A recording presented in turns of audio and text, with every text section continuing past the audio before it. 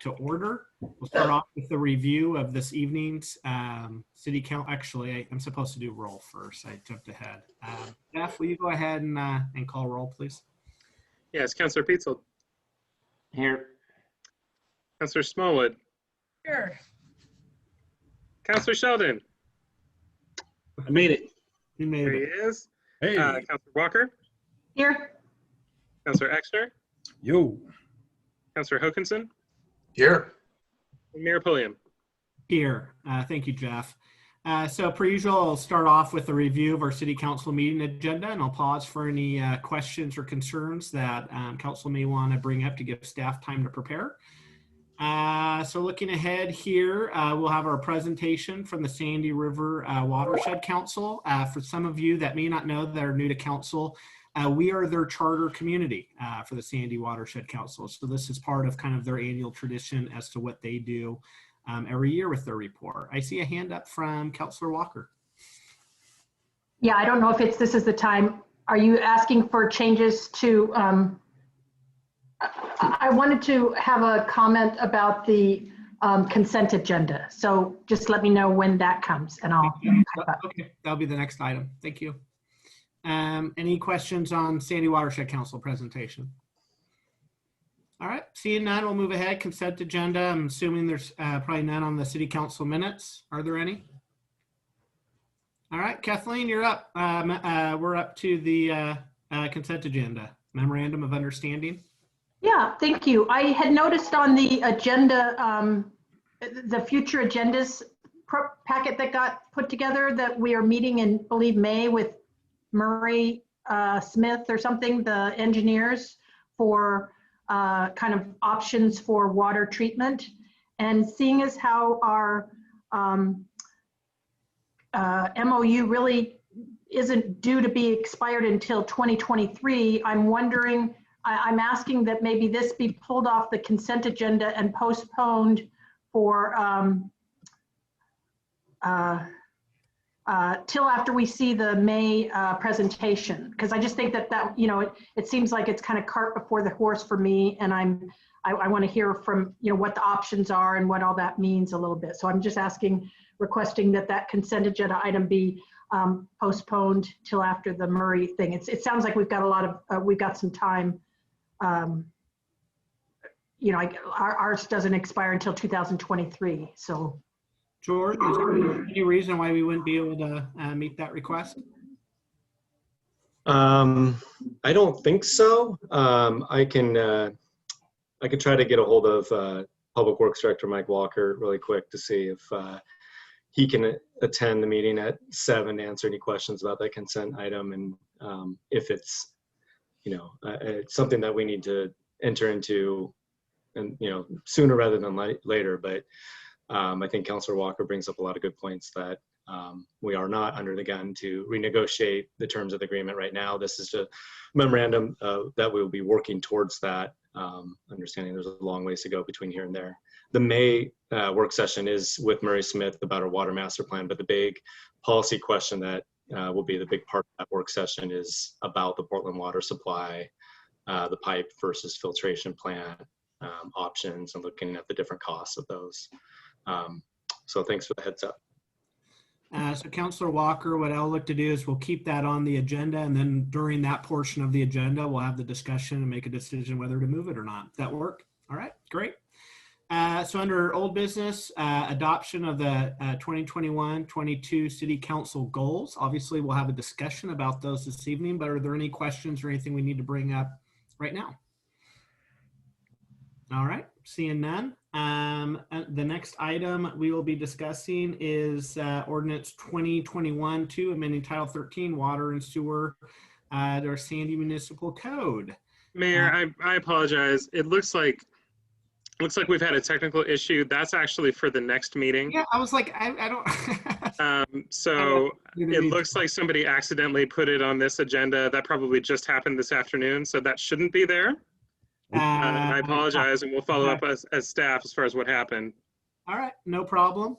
Moving forward, new business, Highway 26 noise variance for Odot from More Excavation. Any questions on that before we deal with it tonight? All right, we'll do a report for city manager, committee Hey, council. Mayor. Yes, sir. So there's obviously some history to that. I can ask later and get the history on why we're doing this. Doing But well. the ODOT ramp work. I mean, there's a little background story that I didn't pick up on by just reading the report. I Okay. don't know the background either, so. So maybe we can just talk about it then when we hit the point tonight. Just somebody can give us some background on it. Yeah, but I mean, this is a perfect example why we do this, though. Right now, staff knows that you're going to want background on the report tonight, so it just gives them a little bit of a heads up. Perfect. Yeah, and just a heads up too on that would be for me is the timing they put on there. I didn't know this was happening, but it kind of goes through that whole summer. You know, we worry about the festival, which I don't think is happening this year, but It's not, yeah. so But anyways, some of those other things, I just didn't like to talk through those things too. The time frames are very long, even when you get into the very details for a specific intersection. It seems overly long. So I guess the question to staff is that because they will schedule a single night in that period, or are they going to be blasting out noise for every day that they're asking for? Okay. Cool. All right. Then committee council reports, and then just a reminder, after we adjourn, we do have a Sandy Urban Renewal meeting after this. Anything you want, heads up that you want to provide staff for the SURA board meeting by any chance? There's two items. There's the outdoor covers, and then there's the Les Schwab facade improvement. All right. We'll deal with that later this evening. Oh, go ahead. So there was a minutes from a council meeting follow-up that we were going to formalize in the SURA. Is that in there? So that is, you'll notice if you look at the SURA board agenda, there's a portion for us as a SURA board to adopt those minutes. All right, thanks. Yep. Okay. All right, great. With that, let's go ahead and get going with our work session. This is our famed work session on work sessions. Thank you, everyone, for submitting ideas for different work sessions that we're going to want to tackle throughout the year. I'll turn it over to staff, but you'll notice in their staff report that they provided both a calendar to kind of give us a heads up on meeting flows over the months ahead, as well as a list for items for us to discuss. So be thinking about what we're maybe missing from that list and prioritization of that list and how it matches with the meeting flow. I'll be looking for us to kind of put our heads together with staff. You know, a lot of the times we may want to have a meeting earlier than later, but they need staff time to prepare for that meeting. So that's kind of the back and forth that we need to have. With that, Jordan, you want to get us going? Yeah, thanks, Mayor. Yeah, I think the mayor introduced it pretty well. We got a lot of things on the agenda coming up between the amount of work session items plus just the work, the business of the council goals that you're looking at adopting or reviewing or revising tonight. And so this has kind of been in the works, an idea that the mayor had to basically just have an informal work session about the schedule coming up. And I think a couple goals for staff here is, one, filling in the calendar, hearing your priorities and what should come first in terms of these work sessions, and kind of paint the picture of work session items. Some of these take some research, and if we're developing policy options for the council or trying to flesh out a program, having that sort of calendar allows us to manage our workflow flows. The other purpose, besides the actual topic areas and plugging them in over the calendar for the next year, would be getting the council sort of input on the current work session process. I mentioned that a little bit in the staff report, but tonight we're having a work session at 6 p.m. before a regular council meeting, or in this case, a special council meeting. And I think it's been working pretty well. 6 o'clock start, we get an hour before the meeting. Where I think we run into trouble is when we have more work session items than meetings, where 1 hour isn't enough. And it ebbs and flows. Some nights, we have a little break in between the work session and the council meeting. That's fine, and I think good. But there are definitely times when things kind of get stacked up, or the council may want a work session on something, but given the kind of flows of projects and programs, it's already scheduled out. I think in the past there might have been monthly work sessions, maybe the second Tuesday of the month or second Monday, and that night was just dedicated to work sessions. So that's another model, this council may want to talk about. It's completely up to you.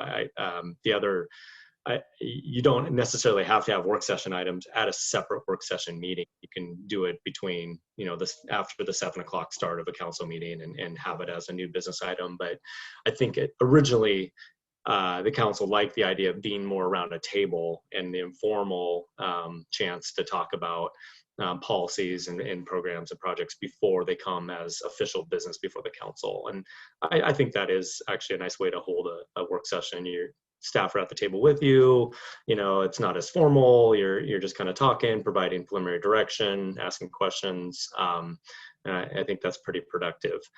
So that's more on the structure side, and we love your input on that, and kind of the mayor's call on how we want to program those. But on the content, tonight with your goals, you see there's a number of continuing and new priorities for the council, a lot around, possible new task forces like the homelessness task force. And I know the committee, the council subcommittee with the pool and community campus is getting rolling. So there's a lot of kind of work that can go into kind of fleshing those out. What are those scopes? What are the purpose of those? And how do we program council input into those conversations? Council rules is another big one that I think came out of goal setting, that we needed to have the council kind of to talk about the rules and policies and refresh those, looking at other models. The board and commission governance is something we want to bring back to you. This is related to the Arts Commission ordinance and making that into an advisory board, making the economic development advisory board more of a permanent advisory board, and then some of these other task forces and kind of laying out the rules around those. City Resiliency Plan is something the council endorsed last year and adopted. What are the next steps about that? What is that plan? What are the implementation measures that we can carry forward? So there's a whole list. I don't have to go through all these lists, and some of these we've already sort of programmed in based on really just what the workflows are and when things are going to be coming at you. What we just talked about with the water master plan is a good example of something that has already been penciled in May. So the attachment I think is a good conversation piece. Probably seen this before. This is our internal, but we also share it with council from time to time to give you a heads up on future agenda items. This is sort of how we manage the agenda and the work that has to come in front of the council. And you can kind of see how there's obviously more known things in the immediate term with the March and April, and then as you go further out, there's a lot of to be determined or general idea that we need to start scheduling some things, but we're not quite sure where they land yet. The other piece of this is over the next couple of months we have the budget committee meetings, which will take up a good amount of meeting time with the council in April and May, at least 3 nights if things go pretty well and on track. So that's another consideration. So I think tonight really we're looking for those priorities and things that we want to bring you'd like to see bring forward to you sooner than later, especially as it pertains to your council goals and wanting to kick off some of these higher priority goals immediately.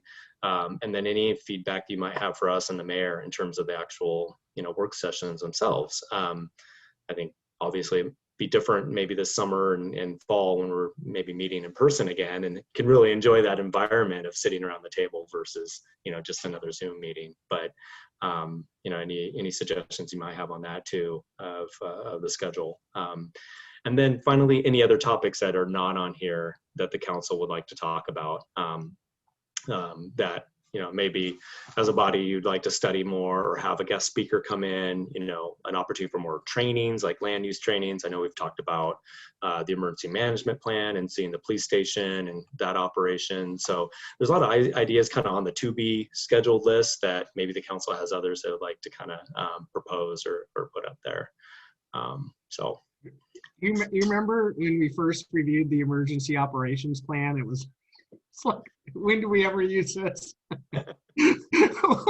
what a year. We'll love now. Yeah. 2 quick questions before we get started. April 5th, City Advisory Board and Commission Administration.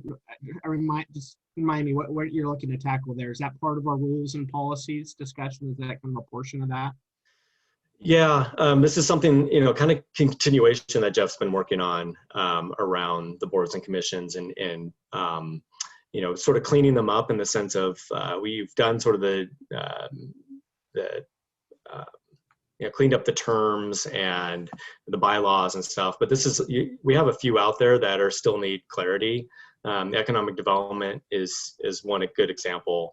The Arts Commission is the other. So sort of tackling those things at the same time. And also from a administrative policy standpoint, what is the distinction between an advisory board versus a council subcommittee versus a task force, for example? If we're going to have like a homeless task force, what does that, look like? Is it a public meeting? Who's taking minutes? All those kind of just governance things that I think are important for us to get our hands around these a little bit better. And so just been working on putting together sort of a matrix of that and a suggestion on how we move forward with those different committees and boards. Did staff take any time prioritizing this list? Like, are they categorized based on how many submissions from counselors or anything? Or is that just pretty much a list that doesn't represent anything in order?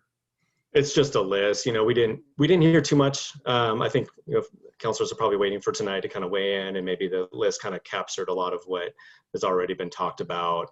Some of the things that are already programmed obviously are prioritized just based on timing, on what we think we want to move forward with, or what the council needs to move forward with because of the budget or whatever.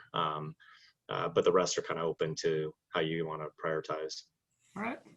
Great. And then sorry with all the questions before we get going. Are there any on here that you think are going to take a normal amount of staff time that we should not plan on tackling for a couple of months as we go through these? A couple that come to mind.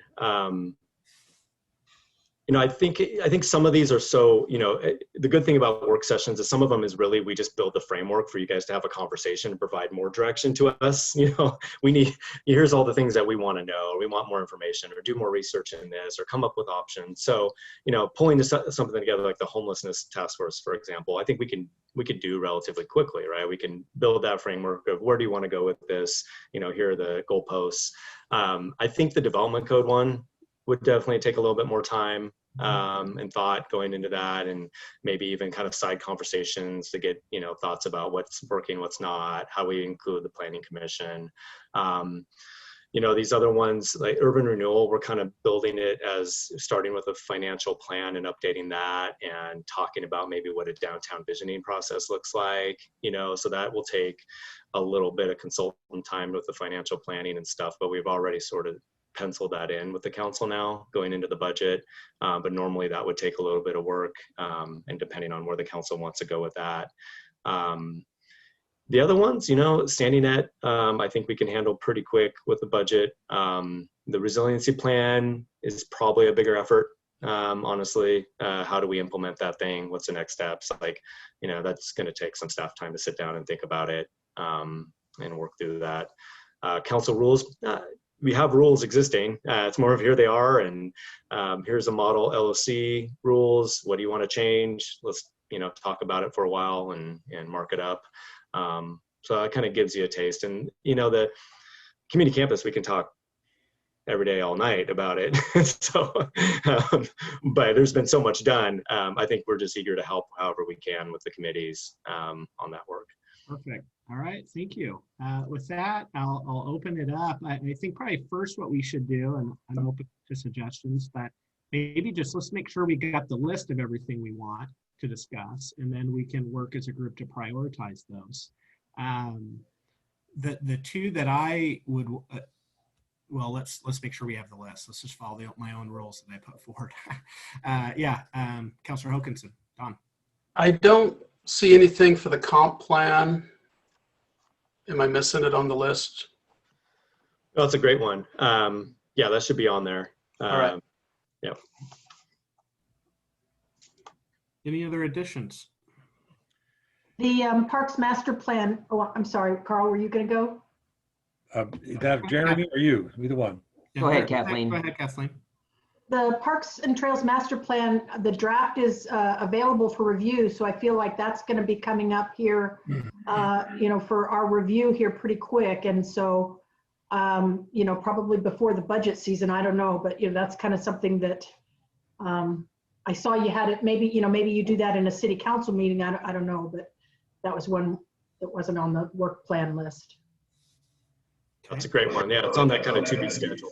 I would like to see that. Yeah. And then why don't we go ahead, Carl, then Jeremy. Yeah, I didn't submit very many of them because I thought everybody would be getting more than enough there. But I would like to make two comments. One is that there are always something that we come up with as an individual counselor that are really important. I know what you're going to say, Jeremy, but that's my next point. This point was more about, I would like to see us have some time in here for if there are some counselor projects that just seem to be really important. It just doesn't seem to be time for us because we do have a bad habit. Is that a bad habit or a good habit of filling in every single night that we meet? And now we're meeting extra nights. I think that we ought to have time in there for being able to do a council desire, a council project, a thing that has come up that we really want to talk about, and that ought to be something in there that gives us time for that. And then secondly is, I think we need to be careful about filling our schedule up completely, because there will be a time that, it as good as I do, that there will be a desire to fill in something. So to be able to make sure that we have time and flexibility to add to, because some crisis comes up and makes a need for us to put in another workshop, I would be careful and cautious about having too many. So. Carl, may I just jump in real quick? I agree with all of that, and we're very fluid on those. This is really to help me, Jordan, and Jeff, as we sit down and go through the flow, have a priority and say, all right, are there one of those items, that you kind of bring up that need immediate attention, then we can bump something else. This just really helps provide us direction as we're kind of laying this stuff out, but totally hear you there. Jeremy. I really want to know what Carl thought I was going to say. Yeah, me too. No, actually, you said exactly what I was going to say. Doing this for so many years, I think that as the year goes on, exactly what Carl said, there's going to be things that are going to pop in because of the timing of what's happened. I mean, shoot, we had COVID last year. We didn't think that was coming down the path, but, some of these other things too. So, and not having it completely full, because there will be some big things that will come up that we'll need to know about and slide in there. And so keeping those spaces available. And if we don't use them, we don't use them, or we can fit something else in.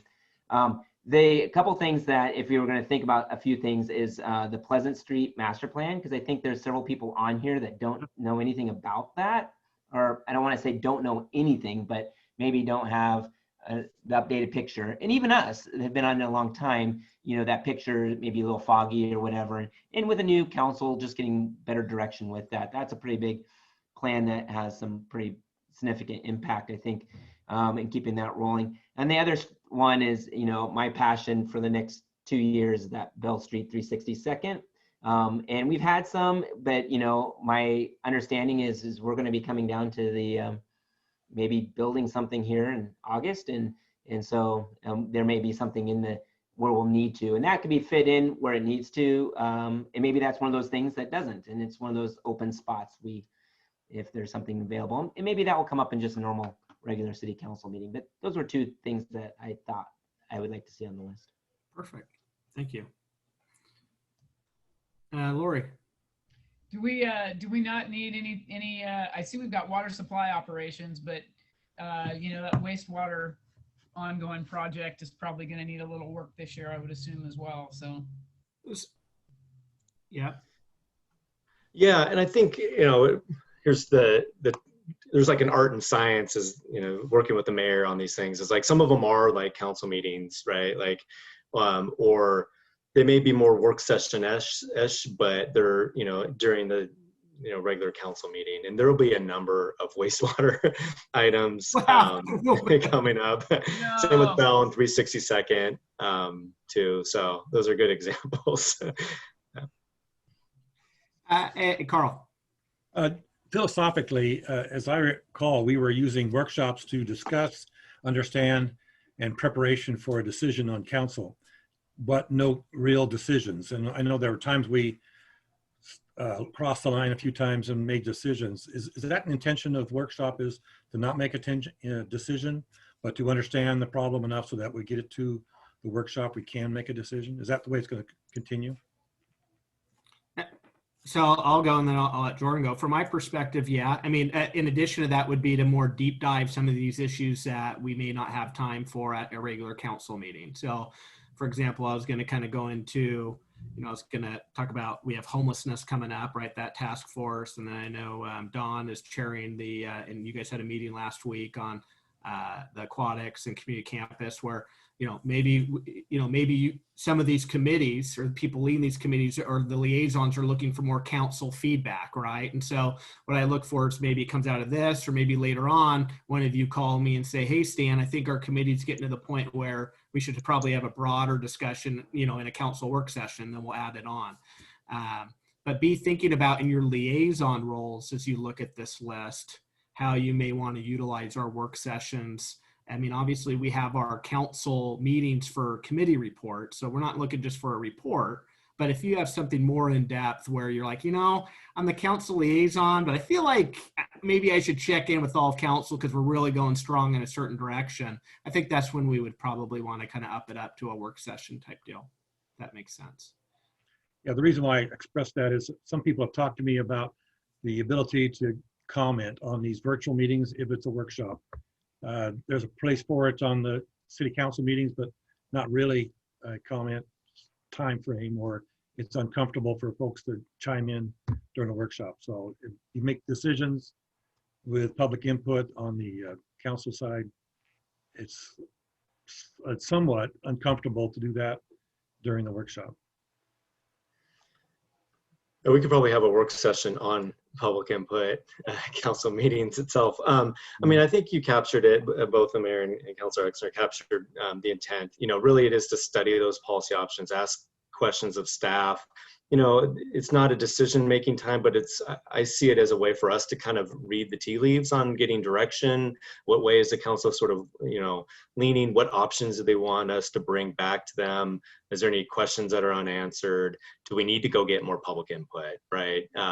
So in some ways, it may not be baked enough to really get public input. It's kind of really a chance for staff and you as the governing body to have that conversation, narrow down choices, and then kind of take the next steps if we're heading towards, a new policy or ordinance or something like that, to then go and take it to the next level. But yeah, I mean, I know you don't want to be stuck in this position of, us bringing you things that are really looking for decisions or distinct direction. We really, want to have it more as a study session, a chance to study an issue, an item, a proposal, give us feedback, so that when we do bring it back, you've already vetted it, you've studied it, the options are clear, and you had a chance to kind of have that conversation without being in more of a formal setting too, which I think just lends itself to a better discussion when we're all sitting around a table like that. Perfect. All right, so I guess I'm going to ask Dawn a question. Dawn, do you feel like you need a work session for what you guys are trying to do with aquatics right now? Like, do you feel like you need more direction from council before you kind of, get off and running on that, or do you feel like you're kind of fine where you guys are right now? So right now, I'd say we're fine, but we will need to come back in, before late spring, I would think. Okay, good. Okay, great. Jordan, can you get note of that? And then real quick, I see your hand up, Kathleen, but I have a quick question for Rich. Rich, for the homelessness task force, are you feeling like we need, and I know we're already on the agenda of that coming up, do you feel like probably to get more kind of council perspective on the direction we want that task force to go before we jump too far into it? Absolutely. I think we need to have a discussion about what's changed and what kind of goals you're looking for and what tools are available for us to use. Since you have me on here too, one more thing. So sitting here kind of listening in the work sessions is obviously really new. So I've been meeting with the planning commissioners, and the feedback I got from the last meeting that we did with them on the traffic safety has been nothing but positive.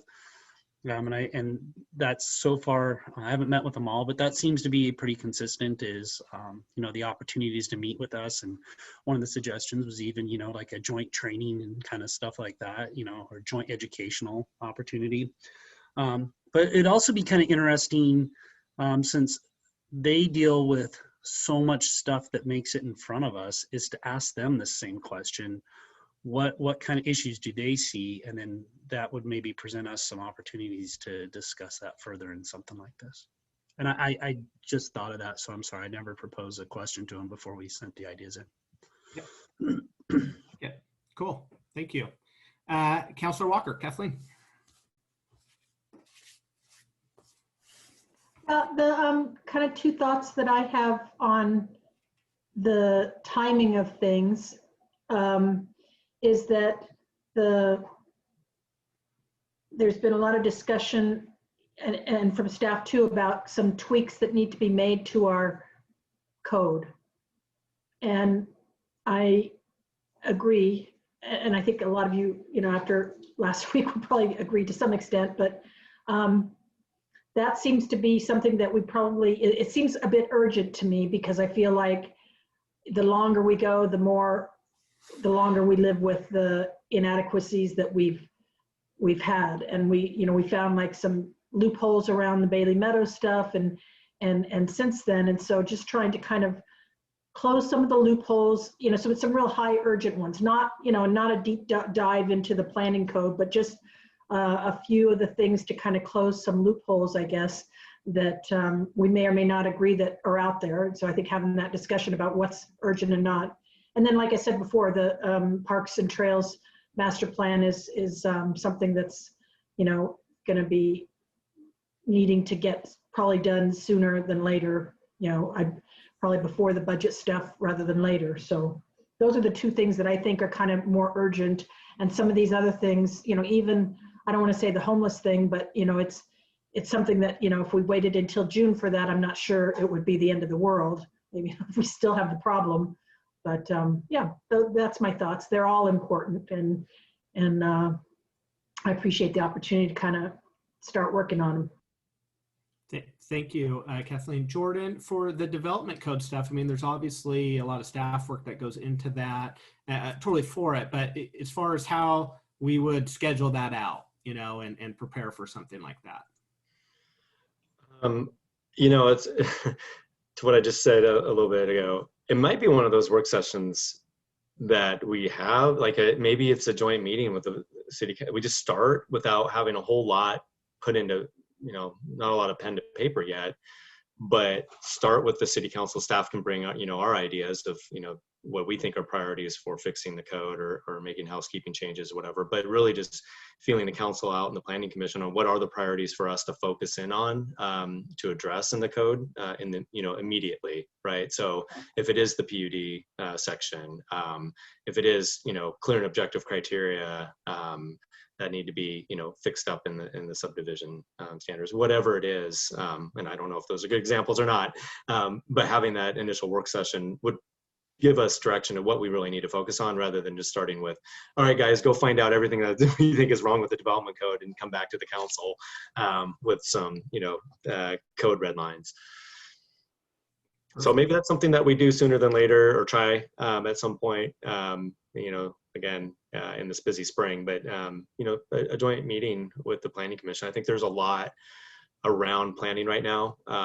And, given new faces on the planning commission and city council, it might make sense to put something in, share goals, talk about the challenges and opportunities coming up, and kind of kicking off that meeting.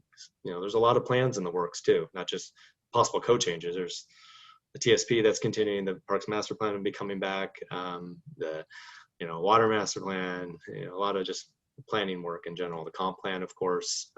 So. Thank you. All right, I'm going over to Carl. As we do that, Don, Jordan reminded me, will you be thinking in the back of your head as the liaison to our school board, how you would maybe want to approach them and calendar some kind of joint meeting with them as well down the road? Carl. Yeah, I hadn't planned to say anything, but since we brought up the planning, the code, development, there's always stuff to be done in that code. But I think it is important for us to sit as a combined meeting, planning commission, council, to talk about where our biggest needs are, where the problems really are going to be facing us. For example, this next summer, there's always plans for developments that are coming down that we know we're going to have problems with. We should be focused on the urgent before we get into solving all the problems of our development code. There's holes all over the place. If we just take on what's wrong with the development code, let's fix them all. That would really be a long process. So I'd be much more encouraged to talk about where our priorities would be. Just a reminder, because I've seen this, is every time one person's fix is another person's disaster. So just as we proceed with those. Somehow we have to make a decision, and as a group, whatever the majority is, we should go forward on. That's right. That's correct. Don. No, wait a minute. The one I really wanted to talk about is that right now the Art Commission is dead. We have no movement. We can absolutely do anything at all. I don't say it's the most important, but I think it is one of the more important things that we do to get that one back up and running and get some momentum there. We got a number of donation folks that are sitting there on the sidelines waiting for stuff to do. Plus, we have some things that are starting to decay that need to be looked at. How do we resolve those things? So I would just, as a proposal, put the governance and see, how'd you describe it?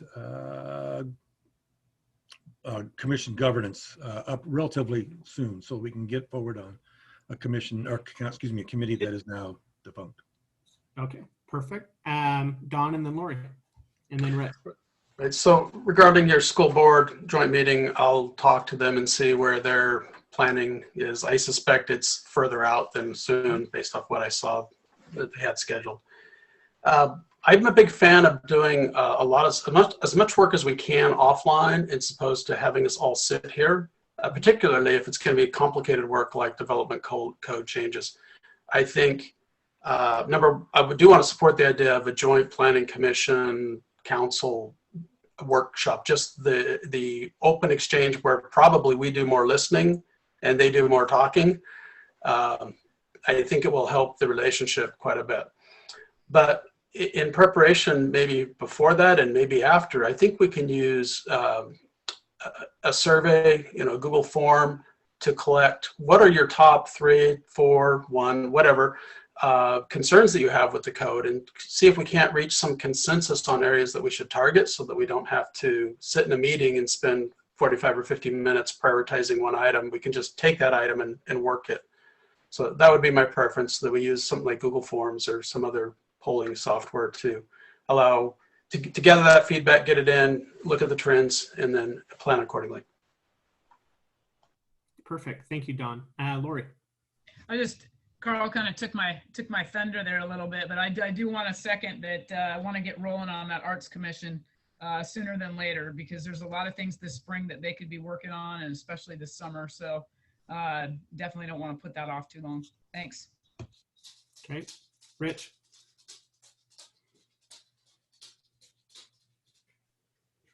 Don kind of stole my thunder. I was going to say, one suggestion I'd throw out there is I'd really like to have one of those joint sessions be more of a listening session for us, to where we hear, because they see more than we do what development code issues they, being the planning commission, see it more than we do. So just a chance for us to listen, I think, would be a good starting point, hear what issues they're seeing, and I think we might see that those closely align. So thanks, Don. Great, thank you. Rich, Lori, and Don, would you mind taking your hands down for me? Appreciate it. Jeremy. Those hands must be getting tired. They've been not. No, I agree. I don't want to repeat everything there, but Don and Rich said, but I think it's good not just to listen to the planning commission and have that listening session. I'd hate to get into the kind of the back and forth with them, because, you know, that could go on for, you know, 6 hours and go nowhere, but just to listen to what they have to say. We're really the decision makers on those, and so we can take that input, but also from staff, because, you know, Kelly has heard from us, he's heard from the community, he's heard from there, and he understands that there are some of these holes, but, you know, he's bound to what the code says, and so he knows where those are. And so that list, as we gather, you know, we're not all experts in the code, and even Kelly would say, you know, it's so huge. He's not, you know, doesn't have it by memory, but it, you know, bringing those forward in that list that, like Don was saying, hey, now take those lists there that we've seen and try to bite off that elephant one bite at a time. So I think it's important. And, you know, I think some of these will take time, each one of them, to come back. So seeing this over the years, we've done this. It's not like we haven't done this before. We do this all the time, because the state always changes the rules on us. And then also progression in, you know, how things are done has changed. And so some of these things just get in the code that's just like, really, that's in the code? That's like so 1980, you know, and so we just need to follow back up in there. And every time you read it, you're going to find something else just like that. So I think there's a lot of that. We've done it in the past, and we just need to do it again. And, you know, shoot, in a year from now, 2 years from now, people are going to say the same thing about what we just did and changed too, right? And like, why didn't you fix those? Well, there's so many of them. So important topic. All right. Anything on the list that it's like, oh my goodness, why is that on the list? Let's get it off the list. I'm not really seeing one, but I'm open to removing stuff. All right. So some of the things I'm hearing is, it sounds like as we sit down and think through these, we want to get this planning and city council joint meeting going sooner than later as a priority. Obviously, the comp plan will be something we want to start to spell out here.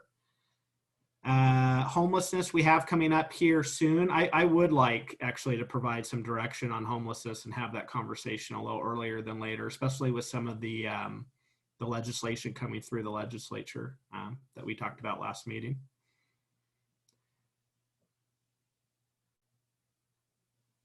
Water, some of these things are going to come up. Rules, city council rules and policies feels like something that we need to prioritize.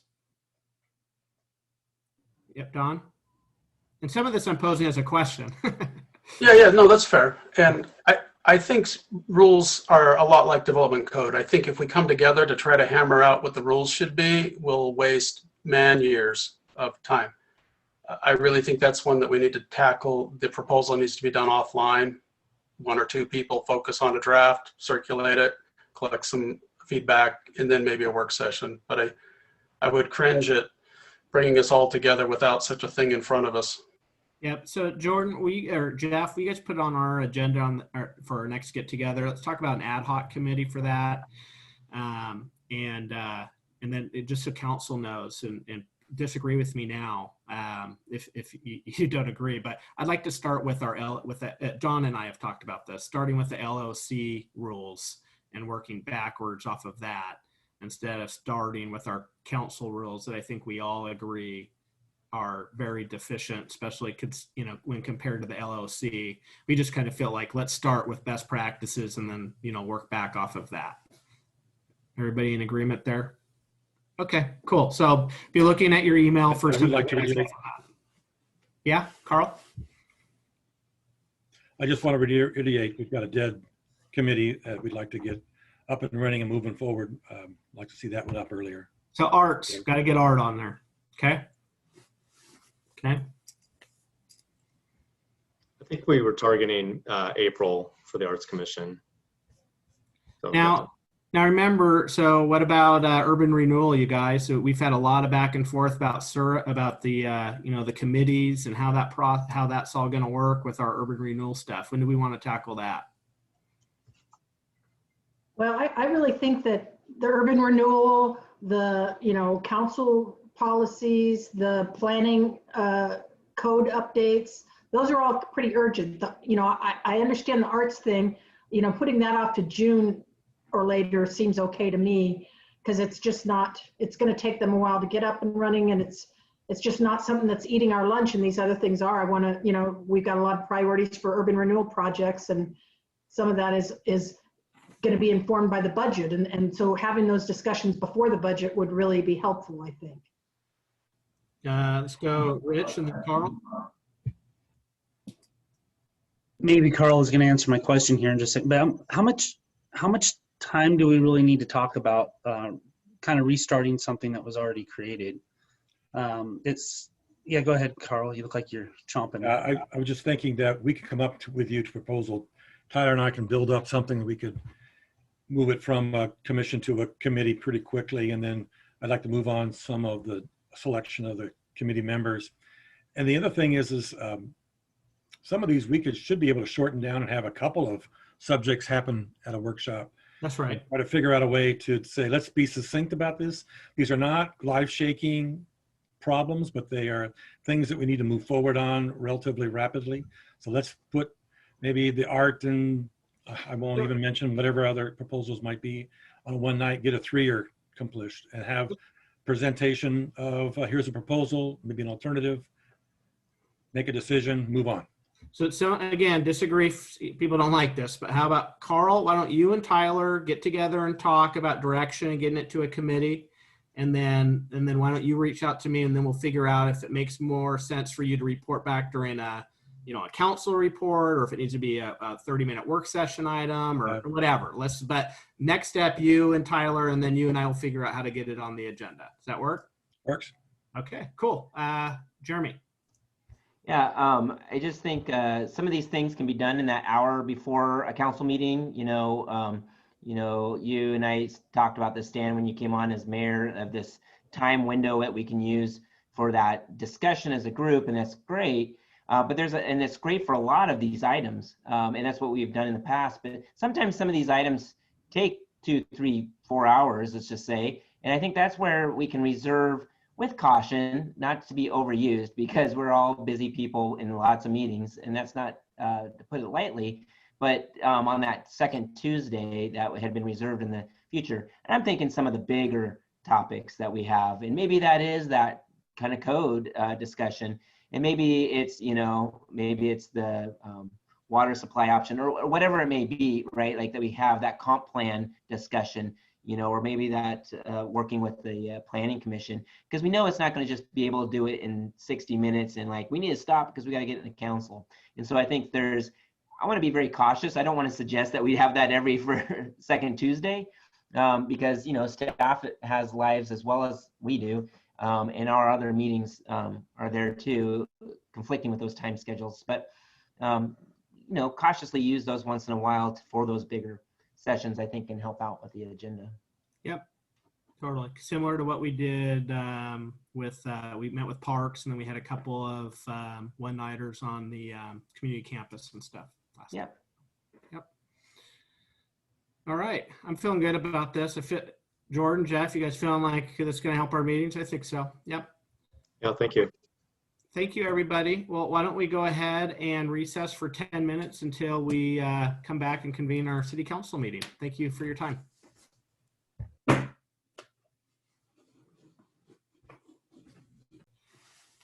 All right, well, let's go ahead and call this city council meeting to order. Please join me in the Pledge of Allegiance. I pledge allegiance to the flag of the United States of America and to the republic for which it stands, one nation, under God, indivisible, with liberty and justice for all. All right, welcome everyone. Jeff, will you please call the roll? Yes, Councillor Peetzold. Here. Councillor Smallwood. Here. Councillor Sheldon. Here. Councillor Walker. Here. Councillor Exner. Here. Councillor Hokanson. Here. Mayor Pulliam. Here. Per usual, we'll go ahead and start off with a quick review of tonight's city council agenda. We will start by calling for any changes to the agenda. We'll then go to public comment. That will be the time in which council welcomes any comments from the public. We'll then see a response to the previous public comments. There weren't any at our March 1st meeting, so we won't have any to respond to. Under our presentations, we will have the Sandy River Watershed Council come and do their annual presentation to our council. Under the consent agenda, we have our city council minutes as well as the memorandum of understanding for a water purchase agreement. Under old business, we have the adoption of the 2021-22 city council goals. And then under new business, Highway 26 noise variance for Odot ADA ramp project. We'll then have a report from our city manager. We'll go to committee and council reports, and then we will adjourn our Sandy City Council meeting. Just a reminder to all councilors, as well as anyone from the public tuning in, we will have a Sandy Urban Renewal Board meeting immediately preceding our city council meeting tonight. With that, I will look to see if there's any proposed changes to tonight's agenda. Councilor Walker. Mayor, do you want that thing about the consent agenda now or later? Heck, why not? Let's do it now. Let's talk about it. Yeah, Jordan, did you have an answer to Kathleen's earlier question from the work session? Sure, yeah, we can pull it. Mike Walker said we don't need to sign anything until June, so we could certainly have the work session before and then have bring this back if we need to. Any objections from council on that? You need to specify what it is reducing, because other than the council that had the conversation at workshop, any viewers would probably not know. Well, Kathleen, would you like to reiterate kind of the point that you brought up during our work session? Yeah, the consent agenda had an MOU, Memorandum of Understanding, to be signed with the City of Portland regarding intent for renegotiating our agreement with the City of Portland's water department. And the plan is for the City Council to hear about water treatment options and our water treatment plan from our engineers, Murray Smith, in May. And my proposal was that why don't we wait until after we hear that presentation to sign this MOU, so that we all kind of have a better informed understanding of what it is we're signing. Perfect. All right. Any other proposed changes to tonight's agenda? All right, seeing none, let's go ahead and move forward to public comment. This is a time in which our Sandy City Council welcomes your comments. There are instructions on our City Council agenda, but if you are participating online, please click raise hand button and wait to be recognized. If you're participating via telephone, dial *9 to raise your hand and wait to be recognized. Now would be the time to raise your hand. And Jeff, let us know if we have any public comment. Just a quick reminder, you have 3 minutes to provide public comment. Please remember to state your name and address for the record. Jeff, you're in charge. Thank you, Mayor. I'll just wait for one moment for any raised hands. Okay, Mayor, we do have a raised hand. I'll go ahead and click the button to allow this person to speak. Please state your name and address for the record, and you'll have 3 minutes. I'll let you know when there are approximately 20 seconds remaining. Welcome. Mr. Schaefer, this would be your time. We cannot hear you. If you're, Mr. Schaefer, if you're participating via telephone, you may be muted on your end. We don't view you as muted on ours. Can you hear me now? We Yes. can, sir. Hey, sorry about that. Hi, my name is Andrew Schaefer. I'm a teacher at Sandy High School, so I'm not particularly comfortable with sharing my address publicly. I hope that might be all right. Would you mind sending a private an email to our city recorder afterwards? That would be incredibly helpful for us. Sure, I can do that, no problem. Thank you. Okay, I have a question for Mayor Pulliam specifically. Like I said, I'm a teacher at Sandy High School. I've been here for 3 years. I grew up in Sandy as well, up Furwood Road. My family still lives here. I've been trying to contact you, Mayor Pulliam, for over 2 months now. I've sent something like 5 emails, all letters well thought out and specific. A couple of them, well, two of them I put on Facebook, tagged you in them. One of them was published in the Sandy Post. I haven't actually heard back from you even once. And so I'm wondering if you might be able to tell me why I've had 0 response or communication from you. I would love to talk with you. I've reached out to specifically have a conversation, and I just have not been able to get a hold of you. thank you to the counselors who have responded to my email. But I'm just wondering why I seem to be ignored, and if you might be willing to talk to me in the future. That's my only question. Thank you. Appreciate it, sir. Sure, always open for discussion. Yeah, that's about my response to that. I mean, obviously, I would always appreciate people extending the same kind of pleasantries as we were able to see this evening. Fortunately, that's not always the case, but definitely willing to always engage with dialogue with community members. So thank you for your public testimony tonight. Okay, Mayor, I'll just look for any other raised hands. Okay, Mayor, we do have another hand. This person should be able to unmute themselves now, and please state your name and address for the record, and you'll have 3 minutes. Welcome. Hi, can you hear me? Yes, go ahead, please. Welcome. My name is Lauren Corder, and I live off of Dodge Park Boulevard in Boring. I am a property owner and a blueberry farmer. I live in Boring within the unincorporated East Clackamas County near the Sandy River. My family neighbors the City of Portland's proposed water filtration mega project set for construction in unincorporated East Multnomah County along the Clackamas County line. This project is in response to the federal mandate to treat drinking water due to cryptosporidium. In 2018, the city chose the most expensive treatment option at the most expensive location. This project is proposed to be located on high-value agricultural land within a rural community with an unobstructed view of Mount Hood, over a mile off a conduit. In 2018, this project was initially estimated at $350 million, and the City of Portland approved the project. In 2019, the cost ballooned to $820 million because the Water Bureau left out the cost of raw and treated pipelines off the main conduit. The Water Bureau's director estimated a plus or minus 50% variability in that cost. And in a recent public records request, the city's application for the recently funded WIFIA loan, we found that in March of 2020, the Water Bureau estimated the cost at $1.5 billion. And they knew the cost of this over a year ago.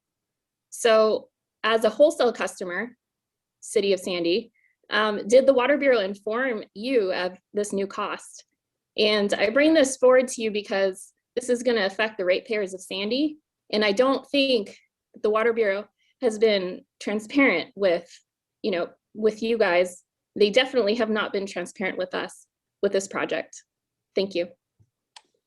Thank you. Thank you so much for your time tonight. Just a reminder to provide staff opportunities to respond. We do have a new section on our Sandy City Council agendas immediately after our public comments, and their plan is to be able to research and then answer and respond to public comments at our following City Council meeting, unless of course they're able to sooner than that. Thank you so much for your public testimony tonight. Councilor Smallwood, I see your hand up.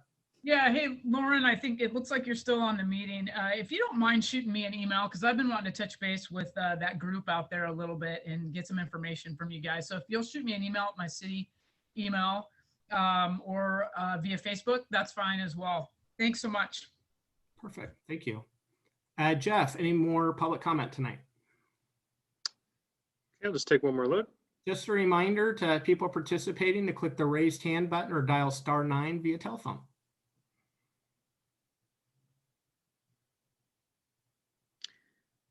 And Mayor, I do not see any other raised hands. All right. Thank you to everybody for participating this evening. As I mentioned earlier, there are no responses from our previous public comments at our March 1st meeting. We will now move forward into a presentation from our Sandy River Watershed Council. So Mayor, we had Kris Balliet on the line. It looks like she has dropped off the call. She may have been having some technical issues. Why don't we go ahead and move ahead with our agenda? And Jeff, why don't you keep an eye on it and alert me and we can backtrack. Will do. All right, thank you. With that, we are to our consent agenda. Just a reminder, it's now only our City Council meeting minutes from our March 1st meeting that's in there. I'm open for discussion or a motion to adopt. I move we accept the consent agenda as it is. I'll second that. Thank you. Have a motion by Councilor Exner, a second by Council President Peetzold that we adopt the consent agenda. All those in favor, please signify by saying aye or provide me with a thumbs up. Aye. Aye. A nay or a thumbs down. Motion carries. We will move forward to old business, the adoption of the 21-22 City Council goals. Jordan. I'm going to have Jeff Aprati, our city recorder, assistant to the city manager, do the bulk of the presentation of the goals and kind of walk through this. But I was just going to do an introduction that really we have the draft report in front of you with the draft goals and the strategies and the draft vision statement. And tonight, looking for basically thumbs up, thumbs down, any revisions or anything that caught your eyes in terms of these goals or the vision statement itself. Sarah had put together the report that includes a little bit more detail in terms of expectations on timing on some of these goals. But I also just wanted to say thanks to the council for those 3 nights, putting in the work and meeting with us and the facilitator. I think it was, again, a great experience in really just not coming up with the goals, but doing the visioning statement and sort of that visioning exercise too. So this is the outcome of those 3 meetings. The report is still in draft form, and I know Sarah's doing a little more work on it. But at this point, I'll hand it over to Jeff, who's going to, briefly just talk about the goals at a high level and what those goals and strategies are, and then we'll open it up for your response and any comments you might have. Well, thanks, Jordan. So as you know, we engaged Sarah Wilson of SSW Consulting to facilitate our goal setting process this year. The council met over 3 sessions on January 26th and 27th and February 13th to discuss the challenges and opportunities facing the city, the long-term vision for the next 20 years, and the specific policy goals the council would like to accomplish in 2021 and 2022. So in the packet, as Jordan mentioned, you do see a draft of the final report from SSW Consulting. The draft vision statement that Jordan referred to, which was developed during the second of the 3 sessions, is included on page 5 of the draft report. The goals themselves and the implementing actions begin on page 9. They are presented in the order in which they were prioritized by the council during that final session. And so you see it begins with plan and provide sustainable infrastructure. Then we have be proactive in managing and planning for growth, foster economic recovery and growth, update council policies and rules, maintain financial strength and sustainability, collaborate with regional and community partners to address homelessness, engage the community on community issues and in celebration, and finally, expand recreation opportunities that align with the community's needs. And each one of those high-level goals has its own implementing actions, which I won't read, but you can see them there.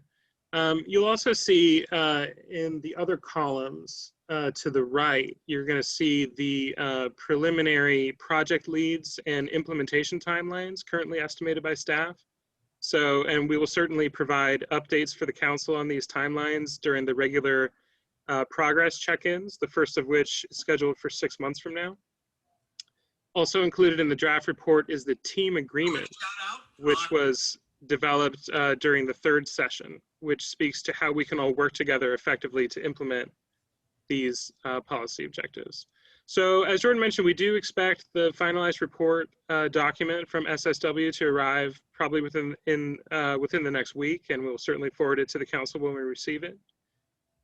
Traditionally, the council formally adopts policy goals and actions, but not things like the expectation documents like the team agreement. So the proposed actions in front of the council this evening are formal adoption of the goals and actions agreed on by the council on February 13th, and then formal adoption of the vision statement if the council supports it as it now reads. Otherwise, we can try to find meeting time to refine that statement. we sort of extracted the vision statement and the goals and actions from the draft report and put it straight in the staff memo for your convenience when making motions. So that's our report. Happy to answer any questions. Thank you, Jeff. Well, we're open for any questions for staff or any, as we look through it, any changes, suggestions. I'm seeing hands up. Let's go to Councillor Hokanson. Thanks, Mayor. I am very comfortable with the goals. I mean, obviously, if we did a small subset of this, it would be a phenomenal year for us. So no issues as far as the goals. But I do feel like we didn't have time to really focus on the vision statement. I feel like it has a lot of bones in it that I think do reflect the things we came up with. However, as a vision statement that I would be proud of, I don't think it's it yet. So I recommend that we continue to mull on that one, possibly even, solicit additional, maybe even outside feedback, others as we craft that vision statement. I agree. Thank you, sir. Councillor Walker. Yeah, I kind of looked through all the guts or whatever you call it, all the little graphics that we used, the vision statement, but also the, the little the bubble charts and all that other stuff. And what I'm unclear on, and what I'm kind of wondering about is how did and when did we identify these goal statements? Their exact wording, for example, like plan and provide sustainable infrastructure, be proactive in managing and planning for growth. I'm trying to kind of figure out where in the process that was presented or written down, or it's yeah, that's my question. It goes between the second and third sessions. The facilitator kind of helped just put some ideas on paper for council reflection and comment on. And I think it was that third meeting that these were presented as the draft goal statements that then could be prioritized. The third one. That's what I remember. Yeah. Okay. So that got handed out at the third meeting, is that right? Yeah, the one comment that I have is I'm not real happy with be proactive in managing and planning for growth. Can I agree with that? I think overall, that's a good statement. I guess I would be a little bit more descriptive about what that means and how we get there. So that's the one that I just kind of was like, well, wait a minute, what does that mean and how do we get there? So. Okay, thank you. Remember to put your hand back down when done. Councillor Pietzel. Yeah, I recall we did that in that third meeting, and that's what we had come up with on those and agreed on. As far as like Don, I think this is a great goals setting. I love the list. That's what we talked about, and I love the process we went through.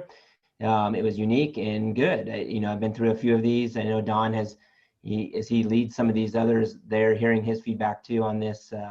It's hard to do this during the COVID, all on screen, Zoom. I mean, if you think about it, we're a worldwide company here and we're just getting on there and we never see each other except these little squares. And we went through this process and I think she was very talented in helping us get through that. So I really appreciate our consultant we had. And going this unique way. It's really difficult trying to do this in person. And I think she captured what we said as well and laid it out there. The visioning, yeah, I'm not set on the visioning statement either. I wouldn't mind, maybe wordsmithing. I'm not the wordsmith, so I'll lean on those that are. But I'm not totally against it either. So it feels like there's others that would like to see that, but I would love to move forward with what was presented in our goal session. Thank you. I saw Lori's hand go up and then Carl's. Yeah, and I'll try and remember to take my hand down. I need like a little, something to remind me to do that.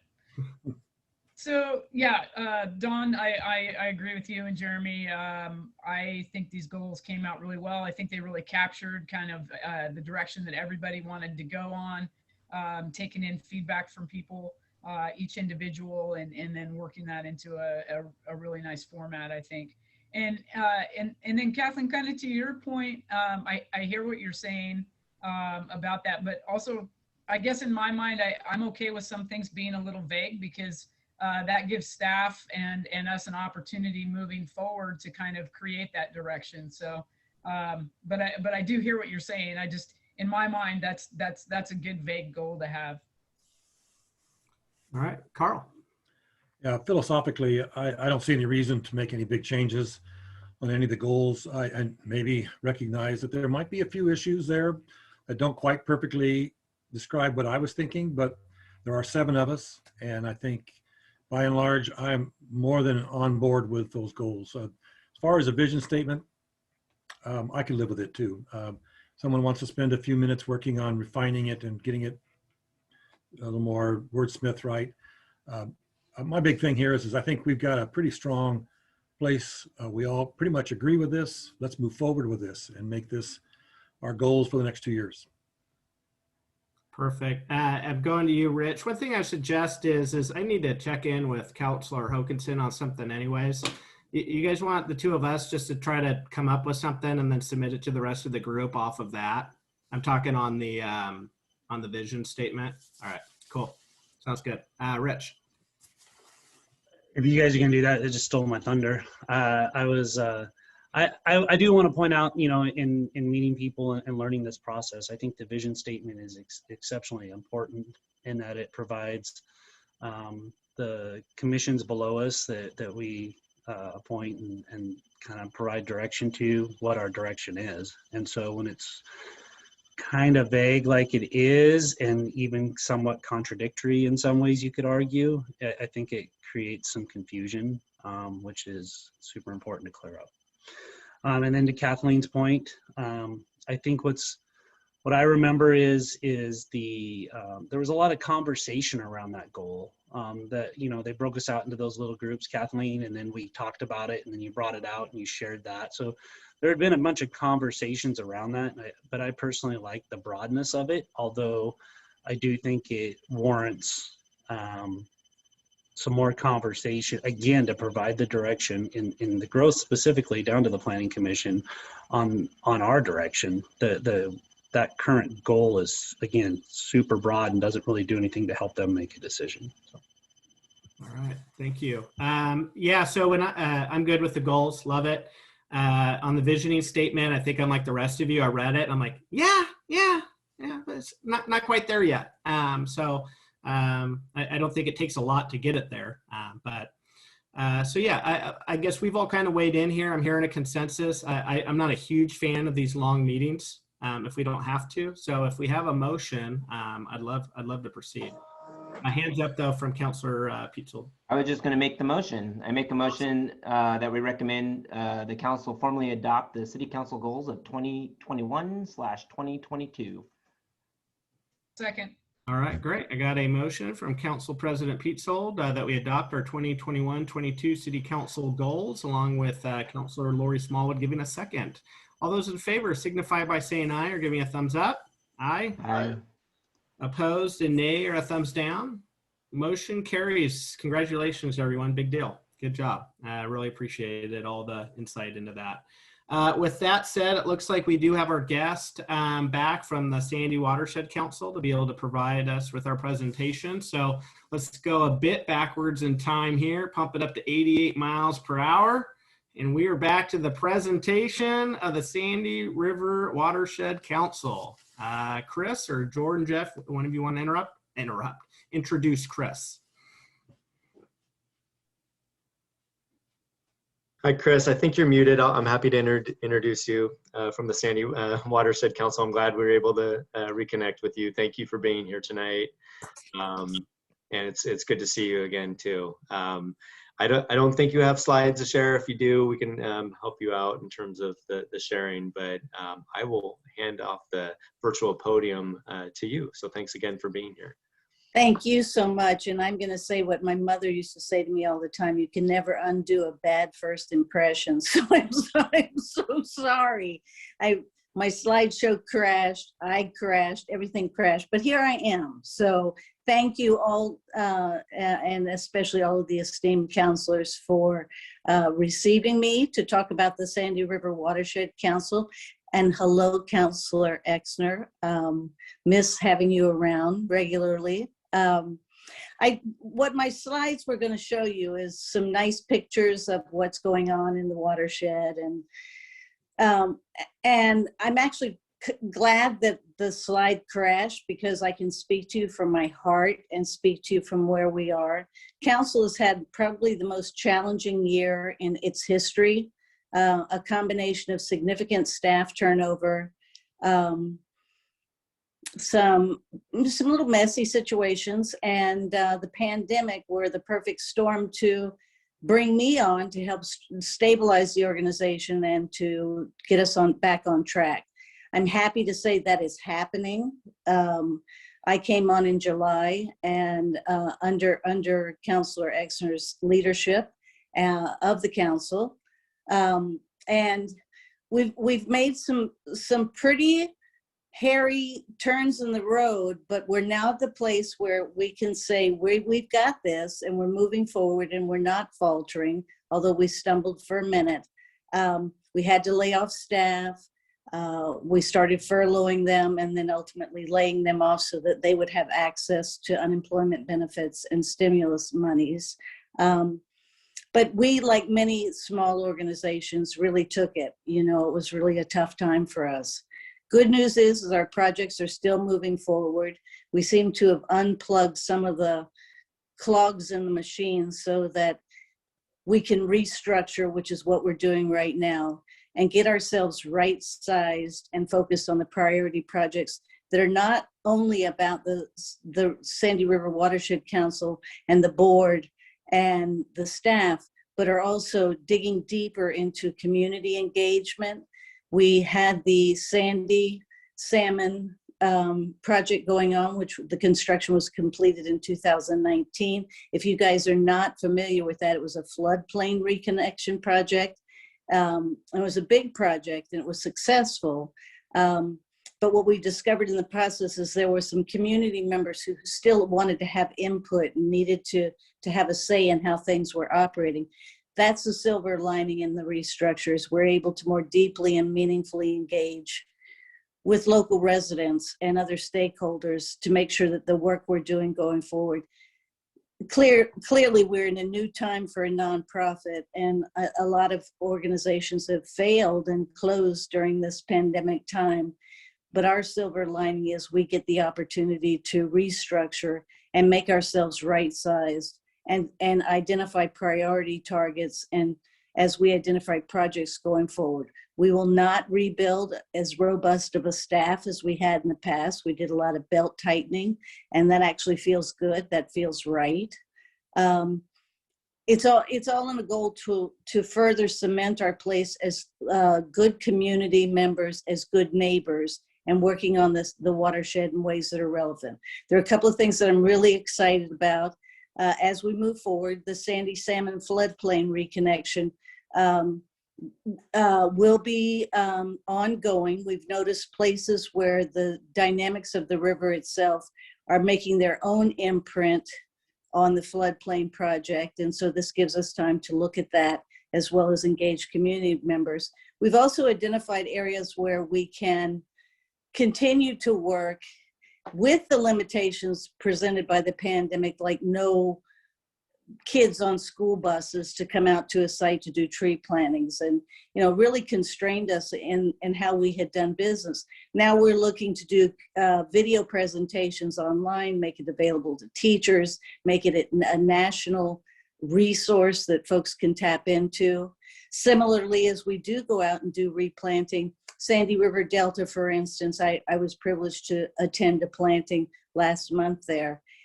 Folks are getting creative, and they're able to incorporate social distancing and mask wearing and hand sanitizer in ways that, I'm the last person to tell you, what if this is right and what if this is wrong. But what I will tell you is this is caution is always appropriate. And that's where we are, cautiously optimistic. We've also identified, in addition to our ongoing work around salmon and steelhead, we're now incorporating lamprey conservation into our work planning, as it allows us an opportunity to develop and expand relationships and partnerships with Indigenous folks in the watershed and in the surrounding Portland area, which allows us to actually operationalize our equity commitment and make it stronger than just having an equity statement on our website. We continue to work on the retrofit at Mount Hood Community College. They're good partners. That's a great project and it will be ongoing. We're diverting millions of gallons of otherwise toxic water away from Beaver Creek and into areas where it can move more readily through the system. We're still very involved with the Beaver Creek Conservation Partnership. Excited about that.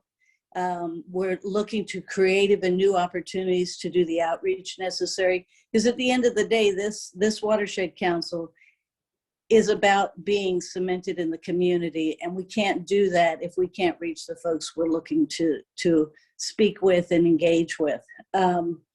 So I don't have much more than that because I don't have my slides to show you, but thank you to Jeff, because he very, very, very heroically tried to help me salvage a slide presentation. I don't know where it went. It's somewhere, you know. I'm an old girl who didn't grow up with computers, so sometimes, especially with Zoom, I don't know how to do the share button. But in any event, I, as part of our, you all recognized us in our existence, and it's an annual responsibility for us to tell you what's going on. And then so in somewhat I'll tell you is, it got rough there for a few minutes, but you know what? We had good leadership. Thank you, Carl, and others who were there. And, you know, one of my favorite sayings as I was going through law school is we miraculously have pulled this out of the jaws of defeat. So I'm happy and excited to move forward. I welcome any of you if you have questions or would like to volunteer or like to be involved. We really are right-sizing ourselves and getting back to our roots, and I'm excited about that. And I just offer to you to reach out to me at any point in time if you have questions. Thank you, Kris. And I know we really cherish our relationship with Sandy Watershed Council. So thank you very much for your report tonight. I see Councilor Exner has his hand up. Real quick comment. Good to see you too again, Kris. It's just great to see you. And I appreciate you and the new chair, Margaret Filarado. I appreciate the work that you guys have done. Now, I also want to remind all of us that the Sandy Watershed Council, Restoration Council, is really primed up and with an amazing amount of skills and background to be able to help us with our wastewater treatment plant that heads towards the Sandy River and all the things that are going to be there. And I really look forward to hearing statements, comments, suggestions, and advice about how that might be even better, well done. So keep it up the good work, and thanks for being here. The one thing, thank you, Carl. The one thing I will say is throughout this 9 months since I've been with the council, the thing that is of absolute greatest import to me as someone who's been doing management of nonprofits for about 3 decades since I left law school, the value, and that not only is the Sandy River watershed a last stronghold of salmonids and cold water refugia, it's also a small community that really throws its back into things. And a lot of community members are very passionate about what happens in this watershed. And sometimes not everybody agrees with how we do it, but I have experienced only openness and empathy and compassion and folks really wanting this council to make it. And you know what? Therefore, we will. Thank you. Thank you. All right. Well, thank you. Oh, okay. Councilor Walker. Hi, Kris. I'm Kathleen. I've worked at Zigzag for 30 plus years. So I'm Zigzag Ranger District. So I just love the work that your Watershed Council does up there. And it's just, you know, they've gotten so many different projects done. It's just a real legacy that they've left on the landscape there. One of the questions I had is, are you all doing any tree planting here in the next couple months. Yes, we are. Oh, did I create an echo? No, I'll mute myself so you can. Actually, yes, and hi, nice to see you. Yes, we are continuing business as usual. We're just being creative about how we do it. And yes, we've had tree plantings down at the Delta, and there are ongoing plantings that are happening at Beaver Creek and staying on top of the rain gardens. We also are looking for ways as far as cold water refugia are concerned. There's some school of thought that shade would bring temperatures down, and that is true, but oftentimes it requires more and additional boosters, as you will. I can say that because I just had my COVID booster yesterday. So it's my new favorite word, booster.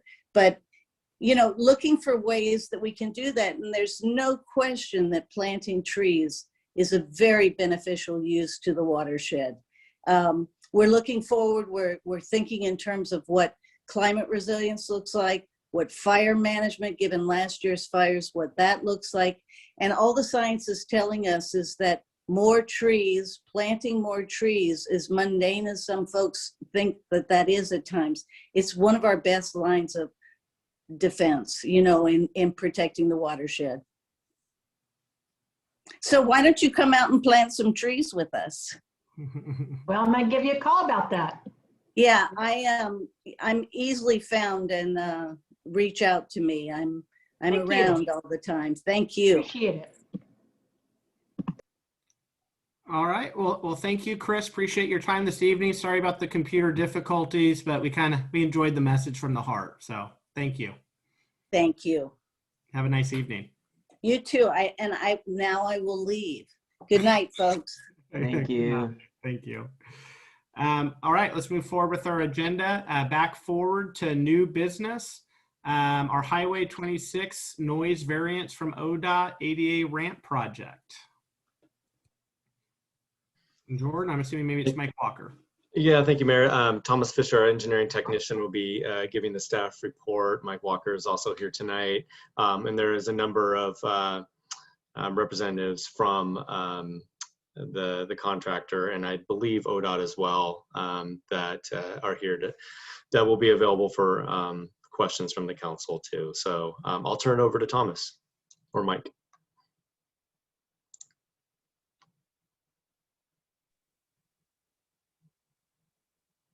Thomas, Mike, one of you guys there for your presentation?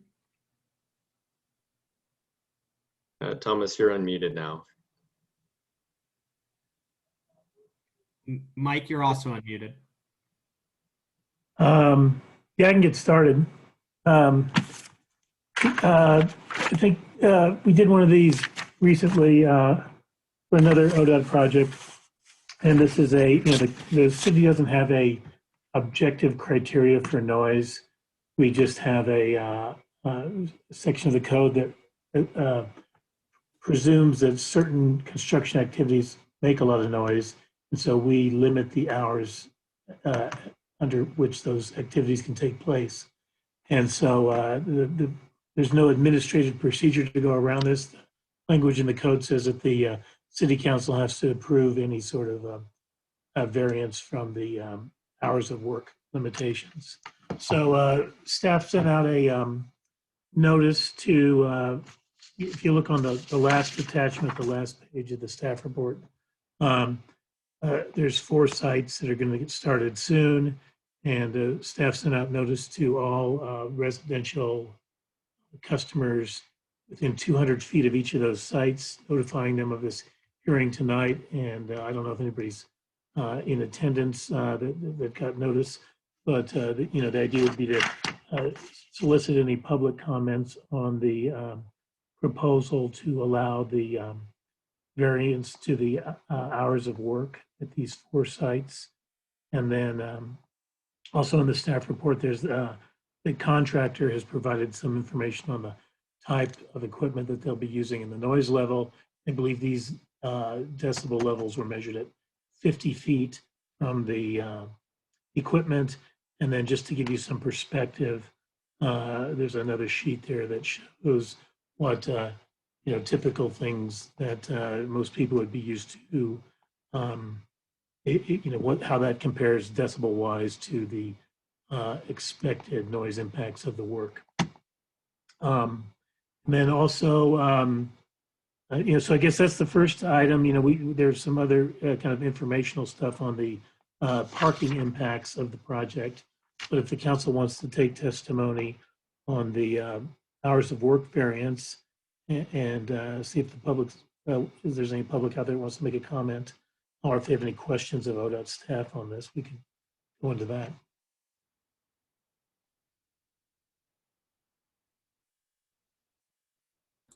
I see some questions. First from Councilor Peetzold. Yeah, thank you for the report. I don't recall ever hearing about this work in the past, so this is all news to me. I do appreciate page 3. I think I landed on page 3 as the most interesting page. And 110 decibels is a crying baby. I have a niece that is probably more at the 170, but I found that interesting, that how that related to some of the equipment was a crying baby. And some of us that have younger kids remember that too well. On the maps that you have, the red outline and that you have, is that the temporary red outline of that ODOT was proposing to get around the work during the construction period of it? You mean in those are you referring to the plan sheets, Councilor Peetzold? Yes. Those are the areas where parking will be eliminated. Okay. As a result of the project. Hopefully somebody from ODOT or the designer or the contractor can provide some more information on the temporary parking restrictions that will be necessary for the temporary pedestrian accesses around the work sites.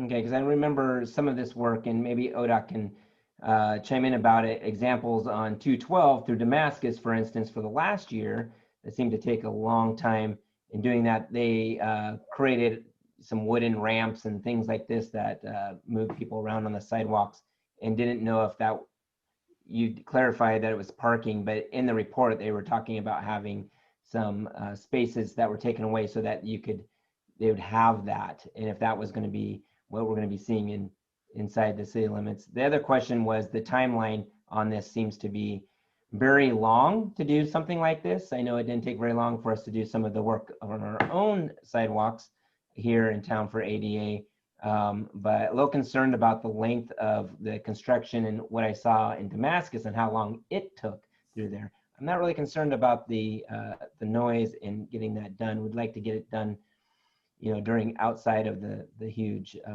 traffic time of the day, because that's just going to impact and create traffic jams in Sandy that's already there with our huge bottleneck through Sandy. So we'd be very curious to hear more about the timeline that has been proposed, as I would have hoped to have seen it done more in a month versus the time that's been proposed. Those are my questions.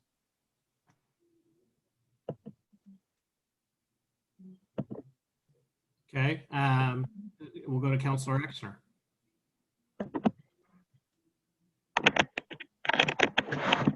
Thomas, we're starting to get feedback from you, so maybe it works now.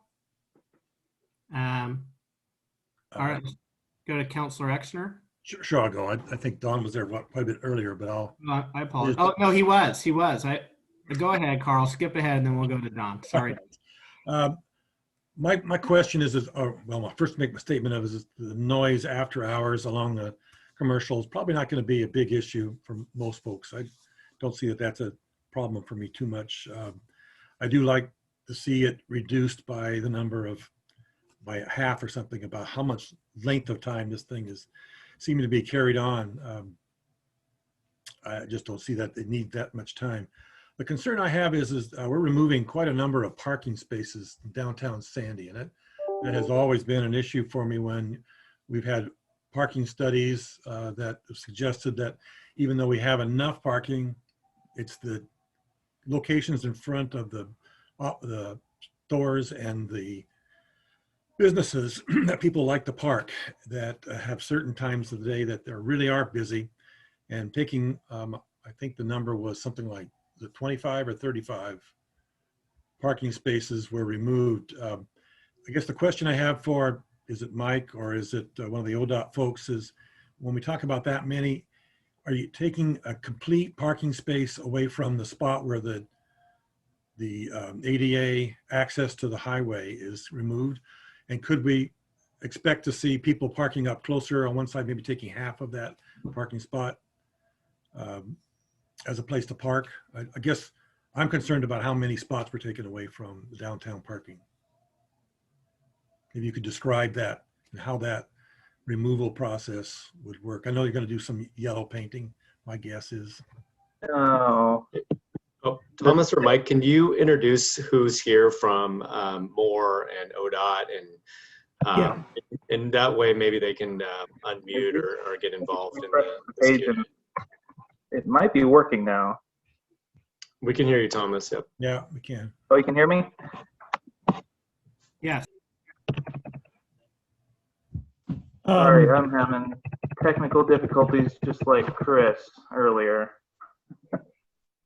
Maybe we could kind of focus on the noise variance first and then go to the parking questions. That seems to be something that's kind of gotten a more interest from the council. I've been jotting down these questions. Do you want to do that, or do you just want to kind of just deal with all the issues at once, the parking as well as the noise variance? As I'm up, I'm okay with that. And the timing, how long it is. I want that addressed. Okay, and then Don? Thanks, Mayor. Hey, before we go into those details, I'd like to understand the story. Why this project? Who's paying for it? Does it have to be done? And after we've established that context, and I apologize, maybe everyone else knows it, but I don't. Then the second part really is, what happens if we don't pass the variance? What is the plan B?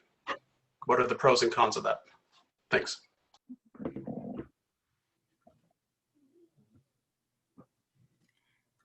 Hey, is that what we're doing? Are we all just asking our questions, and then when are we going to get answers? I have never done a process like this in my life on council. I mean, what's going on? Yeah, Mike or Thomas. We've got the people from Odot here. I can introduce them. Elizabeth Papadopoulos is the Odot project manager. Tony Rickley is also with project management at Odot. And Kris Menting is a representative of the contractor. And maybe we can just open it up to them to try and answer. The questions I've got so far are timing, the need for this project, who's paying for it, and what would happen if the council did not grant the night work variance. Great. Is there anyone on here that has answers to those questions?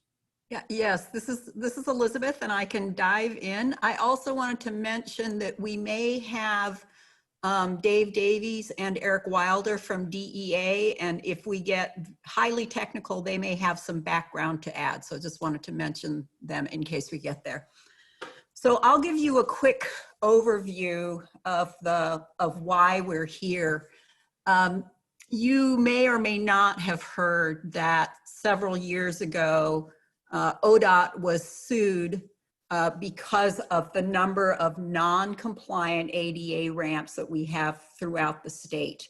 We have something like 30,000 ramps that are non-compliant. And if you can believe it, we're not that different from most places that have been building ramps over the past decades in terms of compliance. But we were faced with a lawsuit, and as part of the settlement, we agreed that we would fix all 30,000 of those ramps in the next, it's about next 12 years. So we have basically a mandate to go through and start fixing ramps.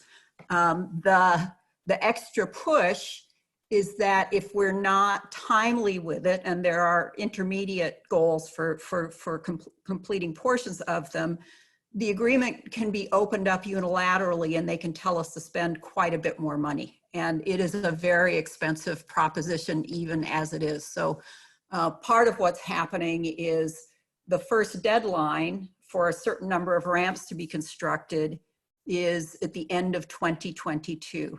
And out of the gate, we were not given the normal amount of time to select, design, and construct. And instead, we've been faced with a very unusual and accelerated process for getting ramps done. We selected, with the best knowledge we had, City of Sandy, along with Cornelius and Estacada and Malala, thinking that ramps would be simple, but let's just say that I'm beginning to think there is no simple ramp when it comes to making them compliant. So as we're tackling the ramps in Sandy, one of the things that we quickly discovered are there are a number of issues we need to address, including places where we will need to acquire easements or right-of-way in order to get a little bit of additional space at the back of the walk. And right-of-way acquisition, which is federally funded, is a very long process. It can take as much as a year. So what's happened is the project is actually split into multiple batches. And what you're seeing today is the first batch. These are ramps that don't need any right-of-way. Their design was fairly straightforward, and they can begin construction shortly. Later batches include all of the locations with complexity. So if you take the right-of-way ramps, again, we could be looking at upward of a year to have those clear. Now, we've got some other things in our back pocket, perhaps to make them move faster. But the reason that we have this very long timeline is not because any one ramp will take a long time to build. It's more a matter of making sure that we have everything we need in place so that we can go and build the ramp correctly and appropriately. So I think those two questions. I heard a question about the amount of parking removal. And actually, let me step back for a moment. With the parking removal, part of what happens is some parking has to be removed just because we're relocating or building a ramp right where there's existing parking. And of course, that parking obviously needs to go away. But the other thing that we realized when we jumped into this project is that most communities in the state have parking all the way up to the edge of the side street. So think of it as parking up to the stop sign or parking up to the edge of a traffic signal. And for those of us who've been around for quite a while, we are just used to that. We see that everywhere. If you go into City of Portland downtown, you are very used to seeing that setup. But it turns out that there's been on the books state statute, it is ORS 811.550, that has prohibited parking within 20 feet of a crosswalk, and there's some other prohibitions. And I think what I would say is we all maybe didn't take it as seriously as we might have. I'm not sure how to say this exactly, but for years, people have been allowing parking and no one's batted an eye with regard to that parking, even though code prohibits it. Odot found itself in the unenviable position of facing a lawsuit a few years ago, and City of Portland was recently sued by a pedestrian coalition for that same parking. So Odot is effectively on notice that that parking is not legal based on state statute. And honestly, it is a safety issue. In both cases, there have been accidents and people who have been hurt because the parking that happened up to the corner made them not as visible as they need to be. So as part of the project, we need to go through and clean up the parking on the state facility that is not compliant with state law. And that's helped to push it up from the numbers that we might otherwise remove. We're not trying to remove full parking spaces. We have specified the sort of the lineal footage that needs to be removed. In some cases, if you've got a small area between curb cuts, that may set what you're actually removing, but we're removing lineal feet as opposed to specific number of spaces. But I think when you look at the plans, you can see how they generally translate into approximate spaces. What were the other questions you had? Mayor, just if I can for a moment, maybe a process. I have a number of other questions about the parking, but I agree we probably should talk about the noise. Get that one behind us, and let's go on to the parking later. Okay, let's start with the noise. People who ask noise-related questions, do you feel like you've got those answered before I move on to Lori and Kathleen? Just because I'm just doing that because we had such a weird Q&A there. Okay, Don. What happens if we don't pass the variance? What's your plan B? The code is very clear. No construction activity is allowed after 8 p.m. and prior to 7 a.m. So, it would be a violation of the municipal code. Okay. Do you have a quick follow-up, or can I get to? Yeah, a quick follow-up, though. I mean, is it beneficial? Will there be less impact to traffic? I mean, what's the trade-off between working at night and working in the daytime? I think Odot can address that, but it is less impact to traffic, night work. Yeah, Odot or Kris Menting, I think, is here from More Excavation. He might be able to answer too about the work and hours of work too. Yeah, if Odot doesn't mind, I'll take a run at that question. So my understanding is that the working at night is partially dictated to by the TPAR, or temporary pedestrian access routes, and also where these ramps are specifically located will impact traffic. So working at night in these specific areas will allow for us not to congest the roadways with construction, and allow safe passage for pedestrian access. Okay, thank you.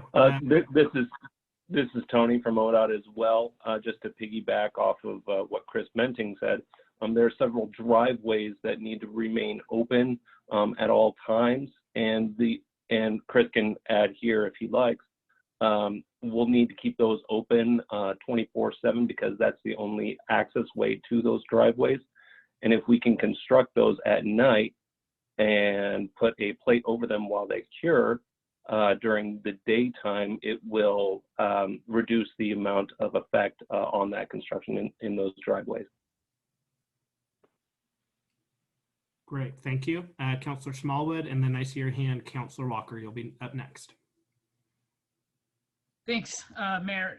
So first of all, allow me to introduce you to my work bedroom, which happens to look right outside onto Pioneer and Bruns, where they will be doing construction right below my window.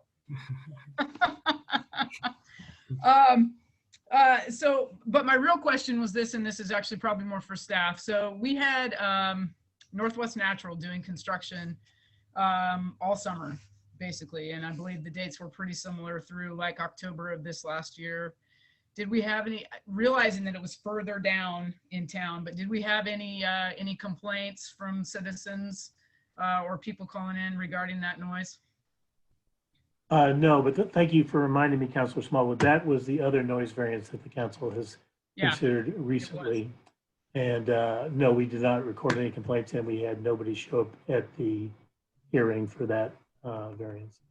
Okay, thank you, Mike. Councilor Walker. Hi, first of all, I think this is a great project to, provide ADA access throughout our town is very important for those folks, for everybody, for people with, carriages, baby carriages and things like that too.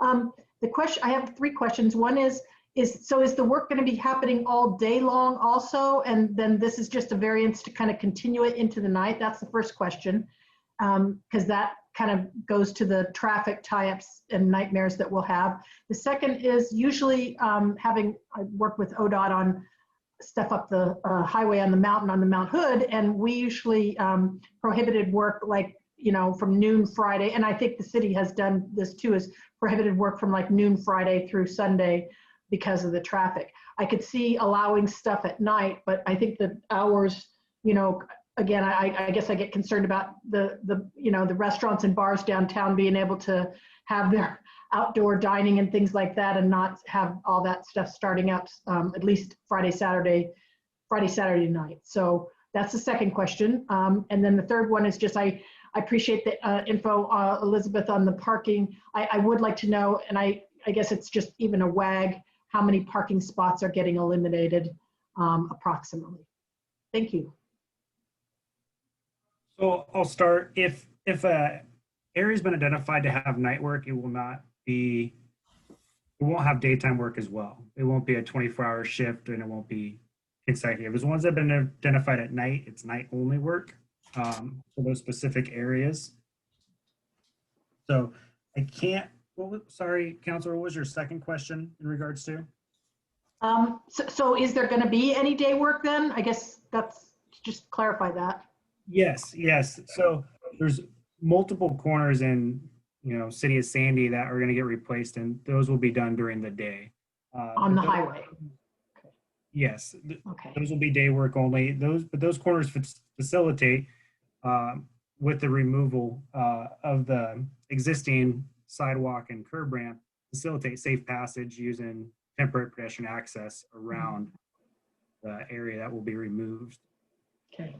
And then the second question, just like I said, usually we have restrictions on things operating from Friday afternoon through Sunday to, just deal with the huge amounts of traffic jams we have on a good day. Yes. Is that part of the restrictions? And if so, I guess I'd like to see that restriction go through, so probably 9 o'clock at night till the bars and restaurants are less likely to be crowded.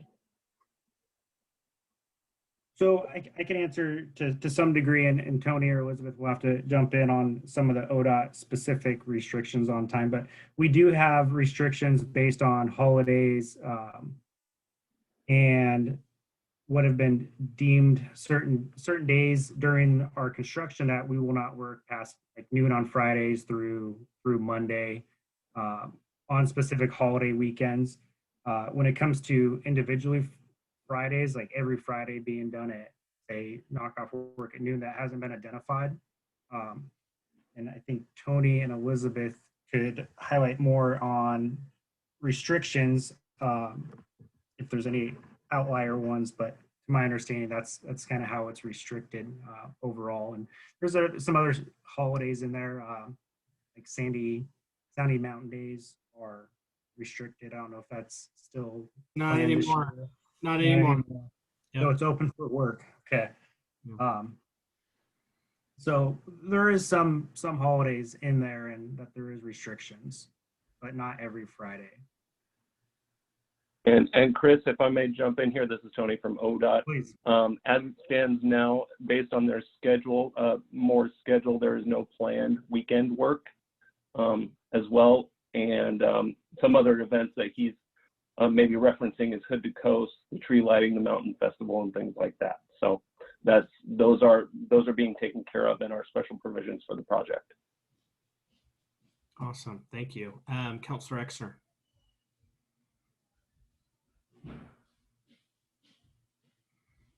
Okay, I noticed that there's a number of side projects on the side roads between Proctor and Pioneer, Smith, Beers, those kind of things, and that some of that work probably could be done in daytime. You're planning to do some daytime work on these side roads, or is it only going to be evening work this entire project?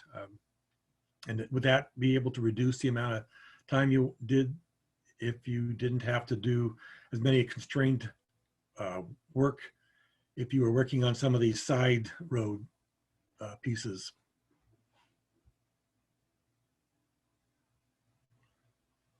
Hi, Counselor. It's Kris Menting. There you go. Yeah. So part of the duration for the schedule of, we look at it and say, okay, we're going to end of March all the way to November. Within that,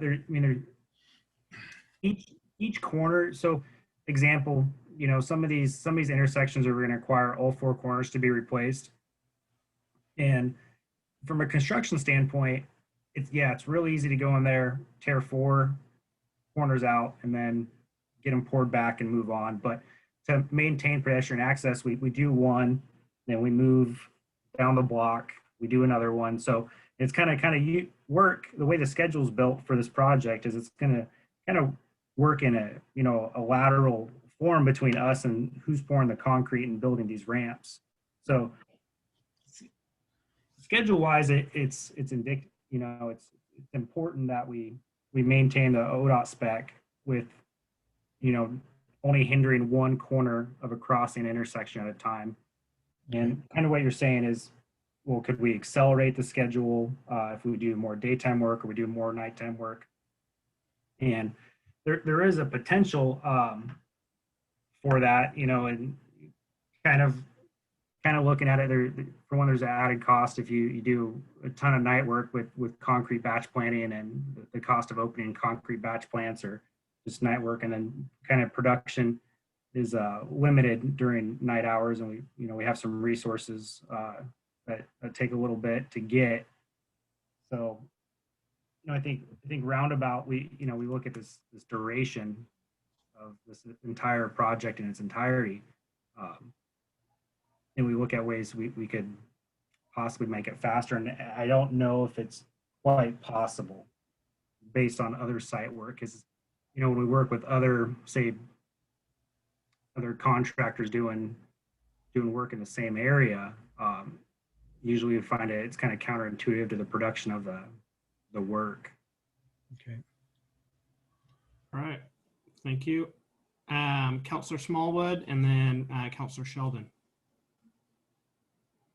Hey, Kris, I think this question is going to be for you because you're kind of talking about the excavation. So looking at the sheet here, you only have 4 locations that you're going to be working on at night, and just out of curiosity, why only the 4 locations, or what? I guess my thought process is aside from time, why can those not be worked on during the day?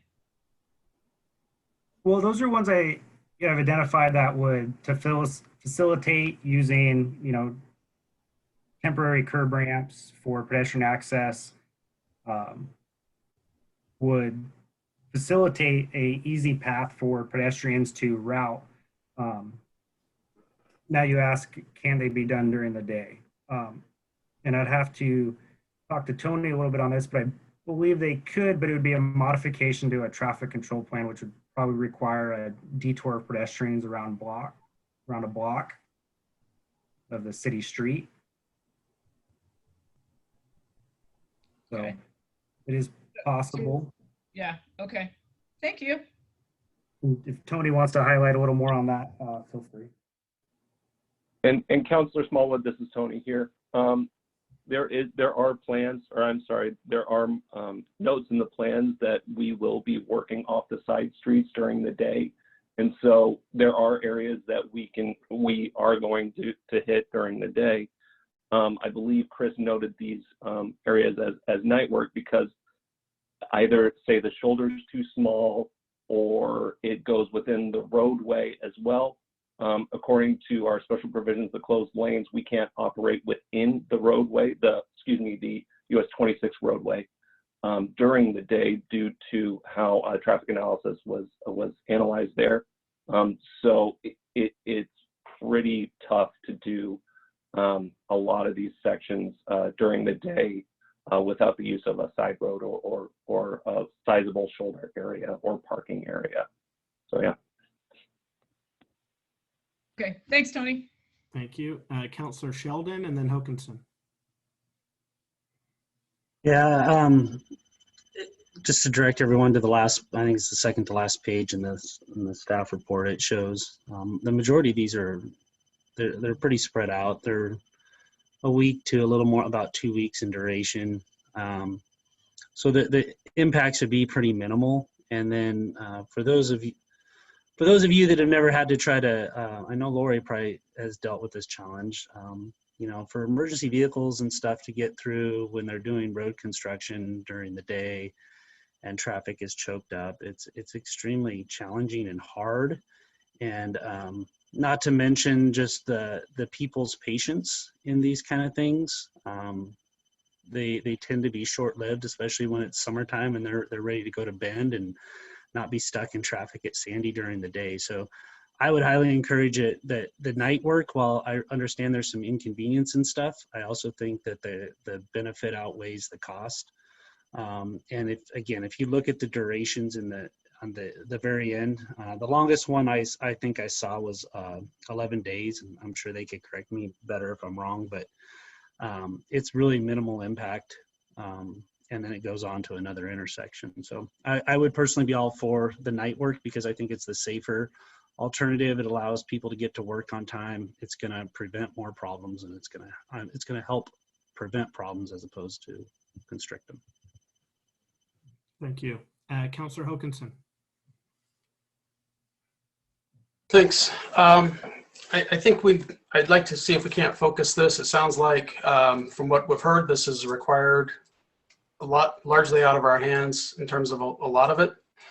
And so I'm hoping that we can just kind of focus on the noise ordinance part. We've heard some good discussion that perhaps Friday, Saturday weekends, perhaps night work should start later. Is there any concern or any reason that we shouldn't explore maybe starting at 9 or 10 o'clock at night on those weekend nights? And that's a question to Odot or Kris. So for weekend work, we don't plan on doing any night weekend work. And typically our 5-week night schedule, right, has us starting Sunday nights. It's usually our first night, which goes in, and then our last one's, Thursday night. So we could move that around if necessary, whatever's convenient, really. As long as we kind of get 5 working days within that, is really how the functionality of the company works well. But it sounds like your concern is adjusting the hours to be more beneficial to the business friendly.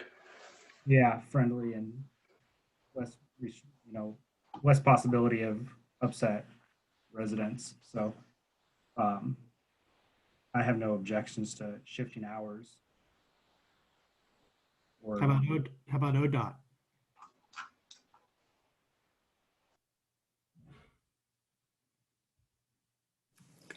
Do we have a response? Do we have any? Tony, do you want to say anything? Yeah, sorry about that. I forgot to unmute myself.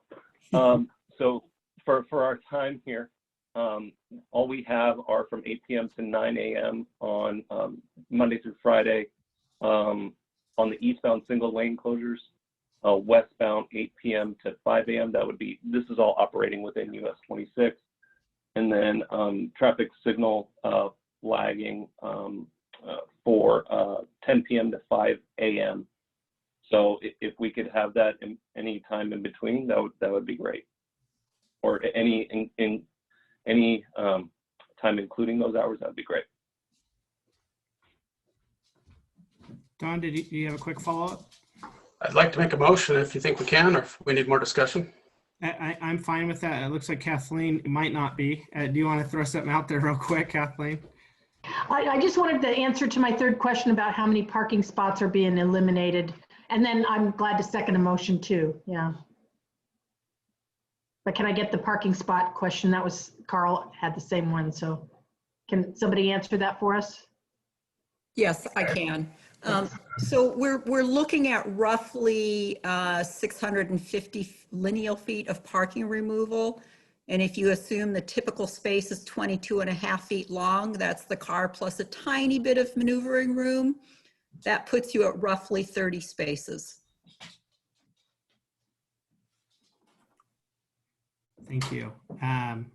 Okay, Councillor Exner, I really would love to get to Hokanson's motion. All right. I would too. Are we just talking about the noise thing, or are we talking about the whole package at this point? Because I have a few more thoughts about the parking spot. Is Don's notion going to be the entire package, or is just going to be the noise? The only thing for debate right now is the noise. Okay. Because it's being driven by the state. At least that's what was brought forth, unless I'm interpreting it wrong. No, I mean, that basically is it. I mean, we can talk about it all we want, but I don't know how good it gets us other than the noise. Okay. All right.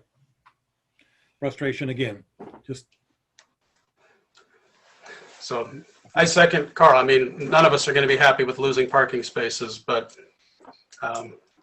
ORS is what it is. So I move that we approve the noise variance request, but modify it so that weekends work would begin no earlier than 10 p.m. Is there a second? On weekends, on Friday and Saturday night? Is that what you? Friday and Saturday night. Thank you. Second it. So motion on the floor from Councillor Hokanson, second by Councillor Walker. All those in favor signify by saying aye or provide me with a thumbs up. Aye. Aye. Opposed, a nay or a thumbs down. Motion carries. Thank you all. Councillor Hokanson, don't forget that hand for me, buddy. Sorry. No problem. Moving on to report from the, oh, I got a hand up for Mike. Mike. Yeah, just real quick here. We can come back. This is kind of a two-part staff report here. Got the noise variance out of the way. The parking, we can discuss that if you want. The staff report pretty much lays it out. Elizabeth mentioned 30 spaces. We figured about 10 or 12 on Pioneer and Proctor and a beach, and then about 5 spaces west of Highway 26 where there is not a lot of parking. And so those are the impacts, and it's in those areas shown in the staff report. And then I think the other thing is maybe provide some direction to staff and ODOT. ODOT has a elaborate public communications arm, community outreach program, and it may be some guidance on what kind of notification you would like ODOT to provide to affected businesses on Proctor and Pioneer and 26 would be helpful as part of the parking impacts. Okay, thank you. Councillor Exner. Yeah, I would like to find a way that we could limit the number of even inches of the parking that we're losing. And I noticed that some of these red blocks alongside of the ADA fixes are looks like the entire length of a car or something. And if there's a way to be able to limit that, the extension beyond what barely minimum needed for the walking pedestrian issue, I think that would be something of a compromise. I got to tell you, there's a little bit of an issue here for me. This is the second time in 2 weeks or 1 week now here that I've been presented with either approve it entirely or don't approve it at all. And there was no real solution in between. And I would like to be able to see that. I know that there's going to be some comments, statements by the downtown business people about losing some more parking spaces. And if there's any way we can find a compromise between just removing all 25 or 30 of those parking spaces and reducing them down to whatever we can, I really would like to see us try that. If that means something to do with the painting, the yellow on the curb, or if that means something, and I get the safety part. I want to be safe and all that sort of stuff. But I know that we have had several people comment over the years about the limited number of parking spaces in downtown Sandy, and we're talking about 25 or 30 more taken off. I think it's going to be a big impact on certainly some of our businesses. So if there's a way, I'd love to be able to hear it. I don't know, Mike, you've got some possibilities? Mike Walker, I guess. Well, I think the no parking zones would be signed. We're trying to get away from paint because of the hazardous disposal management issues associated with that. So, it's more where the space is than the number of spaces. And some of these are in areas where there's a lot of parking turnover and a lot of parking use. And those will have impacts. Some of these are in areas where there's not a lot of on-street parking.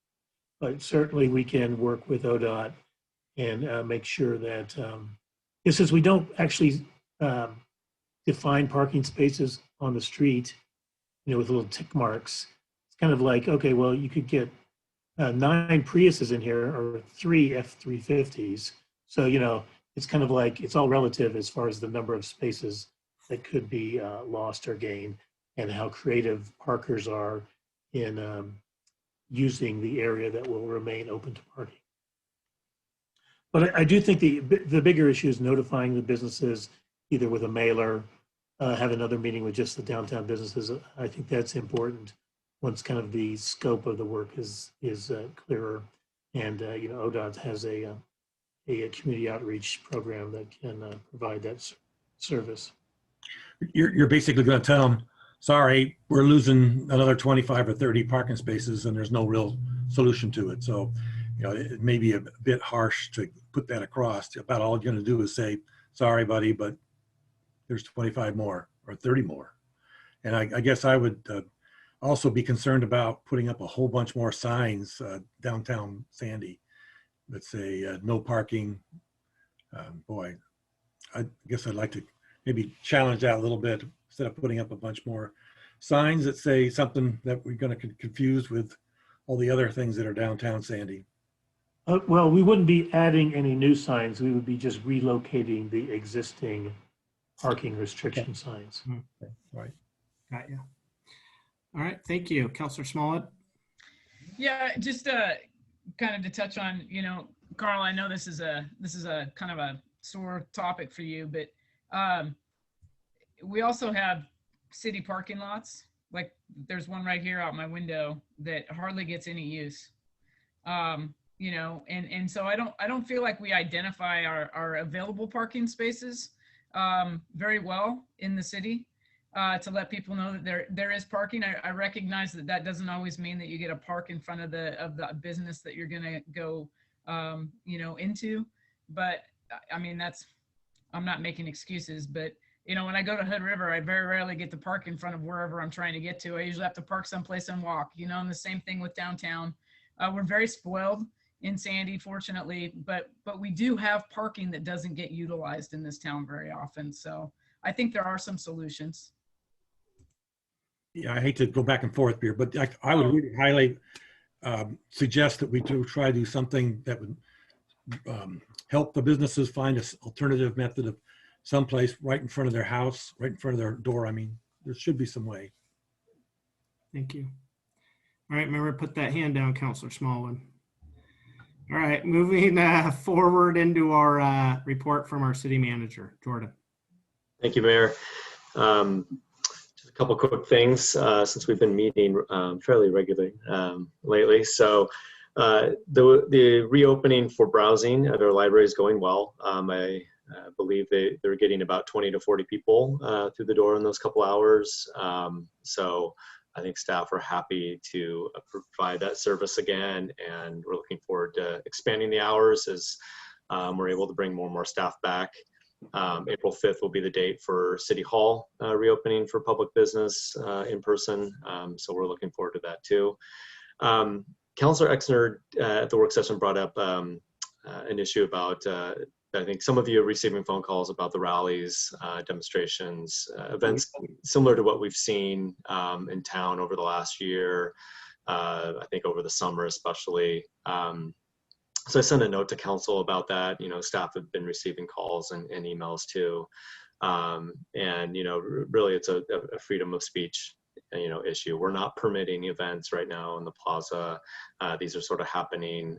We do, occasionally get notified either by the public or others associated with events. And so we, kind of know what's happening, but, traditionally these are places like sidewalks and plazas and things where Americans gather and, celebrate their right to speech and hold signs and demonstrate. And, we can't police or limit content and speech.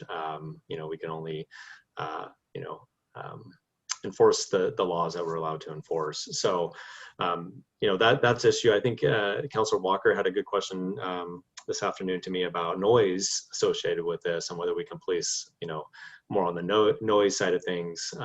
We were just speaking about our noise ordinance. And maybe that, is one way to kind of approach these things in terms of just kind of controlling the situation. We obviously always have police, nearby, or at least staffed, to make sure traffic and pedestrian safety is kept an eye on. But I felt like it was worth saying something, just especially since the councilor brought it up, that you're also receiving calls about that and in terms of what's currently happening with permits and all that. So that's an update on that. Jordan. Yes. Thank you. The only thing I would have on that with the noise is just as long as our rules are enforced equally to all parties, right?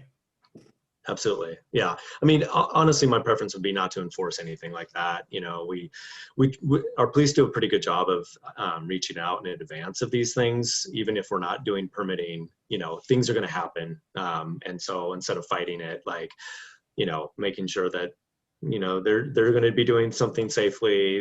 We know if they're going to shut down roads or not, that sort of thing. So my understanding is not that kind of rally or march or anything like that, but it's helpful for us in terms of planning ahead in case anything like that might happen. But like I said, our preference would not to get into sort of enforcing sort of on the boundaries of things, but it's worth at least exploring if that is, you know, something that we can look at. And then really quick, you've seen that the stimulus bill has advanced, and you know, we're looking to get more information about what that might mean for Sandy. We talked about this. I think the council talked about this with some of our programs that we've provided with the grants, and you know, so we're going to keep an eye on that, especially if the bill does ultimately pass or get the House adopts the Senate version. And there is significant funding for state and local governments. So you know, it could be up to $4 billion going to the state of Oregon, which some of that would definitely trickle down to the cities and other local governments. So we'll keep an eye on that, what the rules are around that, but something that we're watching and could be good news for us in terms of perhaps even revenue replacement for some of the programming loss and other things impacted by the coronavirus pandemic. So just want to give you a brief update on that. And that's it for me tonight. Great. Thank you very much for your report. Councillor Sheldon, why don't we start with you tonight? Sure. Hey, so been trying to meet with the planning commissioners. I'm super impressed with the depth and diversity of their experience and knowledge. It's been super cool to get to know them, and I look forward to getting to meet the other ones. So that's moving forward. The chamber, I see that's on there. I'd love to make a contact over there, or if someone has a good starting point to make that one start going. I would welcome that point of contact to get going on that. Other than that, nothing. Great, thank you. Councillor Exner. Yeah, in terms of committees, it's been pretty quiet. Of course, our commission is not, our committee now is not doing much of anything. Just as a personal comment, the vaccines appointments have been really frustration.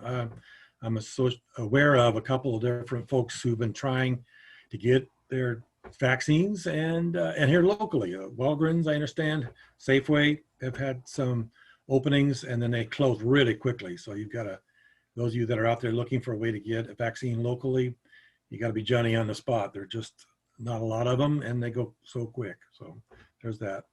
I met with Shelley Dennison here just today about the input about for the comp plan, and I appreciate that the work that Shelley's been doing. You know, she is really becoming one of our stars. I gotta say, the videos that she's been putting out, I've got some real strong, good, positive feedback about that. And then, of course, her individually coming to each of the different council, and I understand different people asking questions about where we should be. And she's got some interesting ideas, I think very complimentary ideas about connecting with the public, finding ways to make sure that we're on the right track with that. So certainly I give her a good pat on the back for that.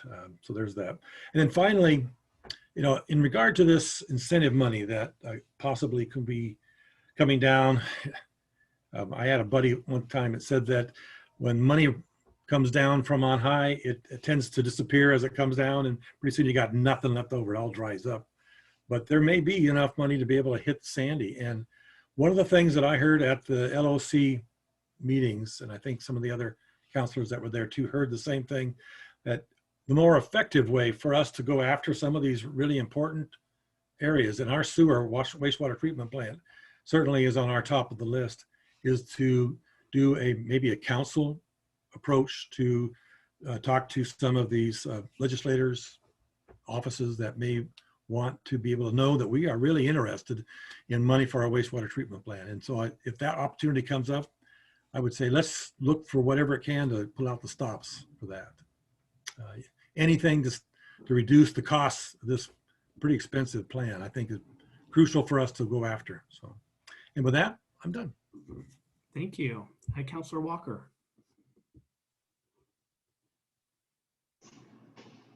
I am planning to attend my first library meeting, and Jordan already kind of talked about that. So I'm thrilled that they are open again and everybody's really being able to take advantage of in-person book browsing. One of the things that I did, two things. One is the homeless, the House Bill 3115 hearing is tomorrow at 1 o'clock on Zoom at the Oregon Legislature. So again, that's going to basically allow, homeless camps on any public property. As far as I can tell, there doesn't appear to be any stopping it. So that does concern me for, do whatever they want to do in Portland. But when it comes to Sandy, I guess I am concerned that we have some ability to put in some restrictions where it's appropriate. The other thing that I was wondering about is that, I've heard similar things that Carl mentioned about, the difficulty for our seniors getting shots. And one of the things I was going to ask about is, with our community senior services folks, are they able to kind of call up the seniors that we already have on our list to kind of, ask, have they gotten a shot? Are they having problems? And somehow kind of facilitate or help work with the seniors and or their families to, find the secret key to getting their appointments. I don't know what that is. And it appears to be fairly challenging, but I can't imagine how it's difficult enough for people, who have the ability to, computer, internet, and ability to make an appointment. But for those people that don't, I guess, that's kind of a use of our senior services staff and the other community services folks to really reach out and try to help those folks in our community that are still struggling with that. That's all I have. Thanks. Thank you. Councilor Hokanson. Thanks. Couple things going on. Kathleen and Carl and I got together for our first time to talk about our aquatics committee, and it was a good meeting. I'm really excited to work with these two. A lot of ideas. I think you asked earlier, do I have everything I need now? And we need to kind of take those ideas and just kind of churn over them for a little bit. I don't know what our boundaries of our community are, or our committee are yet. And so at some point, I'm sure we'll go well beyond our boundaries, but that's where I want to come back to the council and get council direction. And then maybe we get clearer committee direction, or maybe even more committees that spin out of that. So anyway, that started. Second of all, I met with our, the folks who call themselves the, I don't know if they even have a name yet, the guys that are working towards the pool. So Grant Hayball's committee. Not a city committee, but he's got a number of folks on there. I think he told me they have like 140 years of pool experience on their committee right now. So it's pretty impressive, but very excited. They're excited to know that this was one of our goals, and that the council's very much looking forward to figuring out what we can do. So basically I did a lot of listening, and we also talked a lot about, the fact that the pool can't be its own thing. It has to be part of that whole community campus, whether, and not just one aspect. It's teach your kids to swim, and it's also, seniors and everybody else. It has to appeal to everybody. So anyway, I was really excited because I think we're, if we're to get to a point where someday we need to go for a bond or something else, having a grassroots set of people that can support that is critical to that kind of success. So I was really happy about that. And I'll just throw this out, Jordan, as I was listening to your report, I was going to comment before, but I wasn't fast enough on the hand up, hand down thing. I've got to figure that out faster. But, you mentioned that we don't have permits, or we're not offering permits yet. So that's actually one of those misconceptions that's floating around on the intraweb, that we've permitted these things that are happening. I wonder if just a generic statement, not referencing this particular event, but on our news, that we're not currently issuing permits might just be nice. Where somebody from the media to do a story, they can go to the website and get a definitive statement, correct a a misstatement before it goes too much further. So just something to think about. And that's it for me. Thank you, Councillor. Councillor Smallwood. Yeah, just a couple quick things. Parks Board is not going to meet this month, so I won't have a report on that particularly. I am going to meet with the Cottrell CPO, which is the group, the gal at the beginning that talked about the Portland Water Bureau. So if anybody would like to join me in that, please shoot me a text or an email. I'd be happy to have any one of you sit down with them.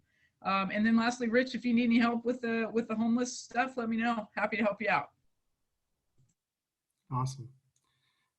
Councillor Peetzel. Nothing to report tonight. Great, thank you. For me, a couple things on C4. Councillor Smallwood and I, this was her first C4 as a alternate to C4. The dominant items that we talked about was the county climate action plan. I know that's been conversation of the previous council because we were talking about, and still, you know, I know we've had conversations about doing our own action plan. Really the big report out of that is timeline. It looks like they're going to be kind of ready around 2023. So, you know, and that's a big reason why we started up with kind of what we can do as staff. But as we think about kind of our goals and how they match in, what a couple of us were excited about at the county level is being able to really latch onto their report so that we could save funds in anything that we decided to do here locally as a community. The other big item at the meeting was the vehicle registration fee and the recent talk of the commission to possibly pull that back. I believe it may have even been the morning of our C4 meeting they had their conversation, or maybe the day before, but they had a vote that broke down a 3-2 vote of the commission. I think Jordan might have reported that to keep the vehicle registration fee in place.